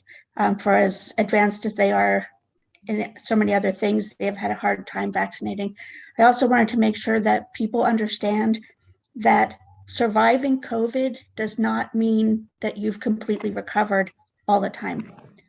Some of the consequences of people who have had COVID can be long lasting, perhaps lifelong. We don't know that yet. There's evidence of loss of brain matter in people that have had even mild cases of COVID. We don't know the implications, all the health implications that could follow people for a long time. And these are our children's most important times of their lives in terms of development. And to have any of them affected with a significant setback, something that keeps them out of school, something that could damage their long-term health, it's not something we should risk. And I appreciate the school board following the science. And anybody that thinks a mask is a big deal, think about all the other things that schools mandate.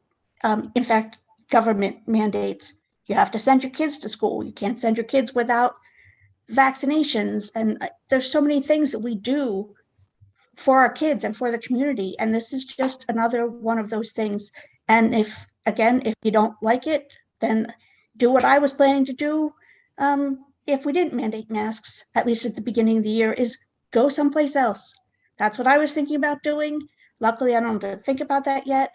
I do also hope that the board gives a little bit more information on what happens in terms of the quarantine, how things will be handled. I thank Mr. Friel for bringing that up. It's something that's very vague, and I wish there was a virtual option. I actually wish there was a 50-50 option again, like there was last year, because then I could get my daughter back in school and she wouldn't be there with 100% of the students all the time. I really wish that was an option this year, but again, thank you. That's all. The next person is Lee Anar. Please give your full name and township of residence. This is Leah Narr, North Coventry. I just want to give a roaring thank you for making a smart, science-based decision that is unequivocally in the best interest of our children. You gave an enormous amount of time for all of us to speak and express ourselves. I appreciate you making a reasonable compromise, and I am relieved to be joining the other highly regarded school districts in our area with this amendment. Thank you, thank you, thank you. Woo, woo, woo. The next person is Walter Geis. Please give your full name and township of residence. I live in East Vincent Township. My name is Walter Geis, and this is a comment on the changing of the school hours for a later start. Seems to me a lot of people used to milk cows at the break of dawn, and they were teenagers that had to go to school. What's the difference in, did the people change now? They evolved into being night owls all the time, or is it maybe more like that they have all these electronic devices that distract them from going to sleep? Just a thought. God bless you.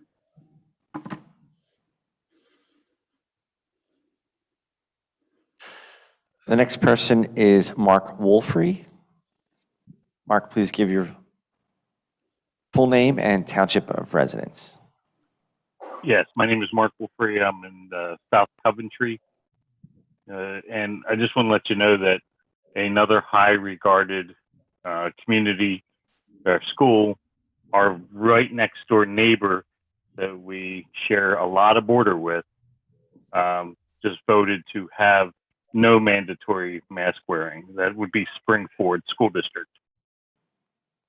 I thought that should be let out, since we're trying to say that we should just follow the pack in deciding how to run our school district. So we wouldn't be out there alone in our decision to provide the parents with the ability to choose how their children should manage their lives. So thank you, Springford.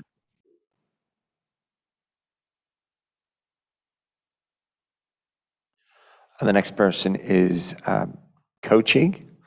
If you say your full name and township of residence, please. Hi, my name is Mallory Kochig. I'm in, my kids are in East Vincent Elementary. My question would be for the board, if we're looking at this logically from a weekly standpoint of this week, we're in high, so we're going to mask. Maybe the next week we drop down, we're not going to mask. The next week we're going to mask again. We are not only creating confusion where children, it actually is scientifically based that children crave stability. Children need to know what's coming, especially children who have had trauma in their lives and don't have a stable home environment. They need a stable school environment. So my question is, my children are in a classroom 1 week with masks on and someone potentially has COVID, then we don't hear about it till the following week because, you know, it does take some time for the testing and then relaying the message and then contact tracing. So then they don't have to quarantine because everyone was masked in that situation. But the following week, someone is exposed, but we don't find out till the week later when masks are happening again. Like, do you see what I'm saying? The back and forth is not only illogical, but think about the stress that these little kids are going to feel. They're going to feel afraid to not take their mask off during these weeks that we're in a lower transmission because what if we go high? It is literally all they're going to be thinking about. I know for my kids, I teach them not to fear. Our God-given bodies are our immunity, and I am grateful for the doctors that we have. I am grateful for the plants on this planet that give us vitamins and minerals that we need. I am not afraid to get a virus, and I am thankful for all of the things that we have in our community to help us if we do get a virus that we can't control ourselves at home. But the issue is they're going to be going back and forth. So then now are school teams going to make it? Are these local soccer teams coming up in the fall? Are they going to make these kids wear them? This is just like what the school board member said about unfolding Pandora's box. I mean, this is just crazy. This is so many little tiny things that now you have to think about that you should have thought about before passing this motion. This should have all come up at one time so that you could give us, the public, the parents, these are my children. They're not yours, they're mine.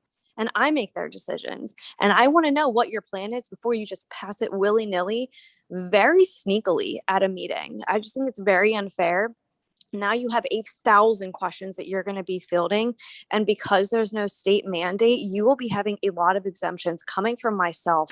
And the fact that I have a religious exemption, I go to church, I believe in a lot of things that some people don't believe in. So my pastor will be giving me a religious exemption, and you better be honoring that because the state of Pennsylvania does.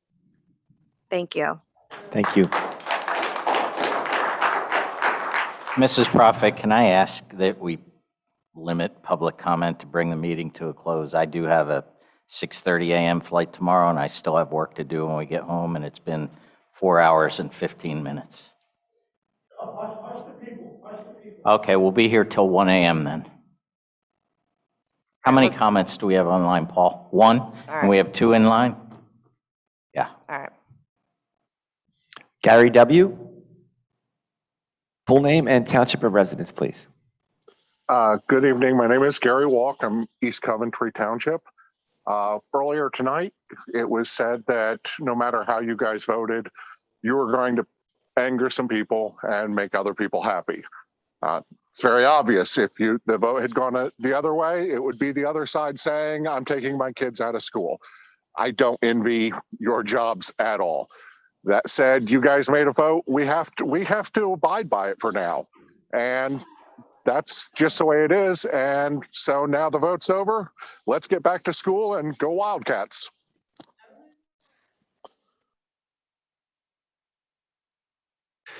everyone had a chance to make public comment. There are other people that already spoke on public comment, so everybody spoke once. So you said there was one, there's two more. That's what we're going to go with. Okay.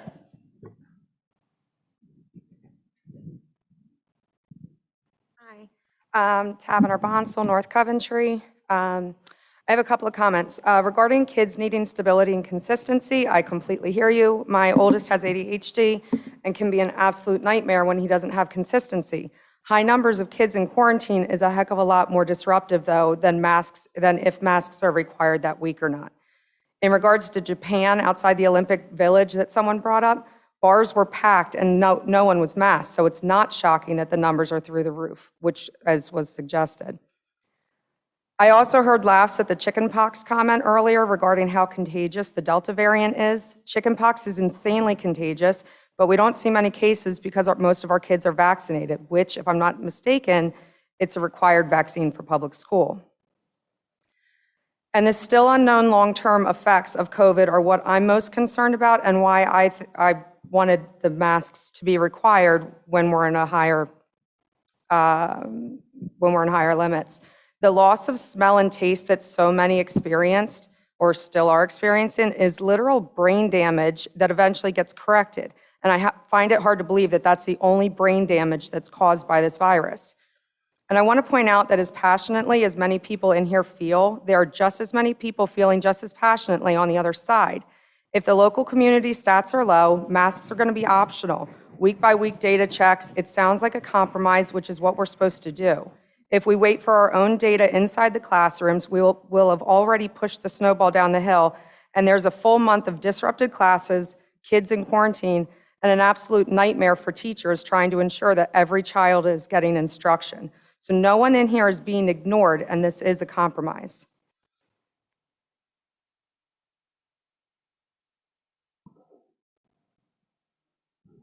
Rachel Morris, East Vincent. I think it's safe to say that I've gotten over my fear of public speaking tonight. I'm not going to take up any more of your time. I'm not going to even do the 3 minutes, but just wanted to piggyback on what Mr. Friel was talking about regarding in the policy where it, potentially discriminating against kids based on their vaccine status. What I want to know is, since the COVID vaccine is not on the list of compulsory vaccines for school students, how will you identify if a student is vaccinated or not? Because contrary to what somebody else said, we do have exemptions in Pennsylvania, as you all know, and any vaccine that's on the CDC list, we are able to give exemptions, and those are honored. However, the COVID vaccine is not on that list. So how would you differentiate between a student who's vaccinated or not in terms of quarantining? The other thing I wanted to say is that, for the record, I myself, I'm immunocompromised. I know you may not be able to see it. And it is for that reason that I cannot wear a mask or be vaccinated. My doctor even backs that up, but ultimately it is my choice. However, I would never tell anyone that they need to make their health decisions on my account. I'm responsible enough to make those health decisions needed to keep me safe, and that extends to my children. One other thing I wanted to mention regarding the potential to change the policy from week to week, depending on what the numbers are in the county. Somebody spoke to kids needing some ability and stability.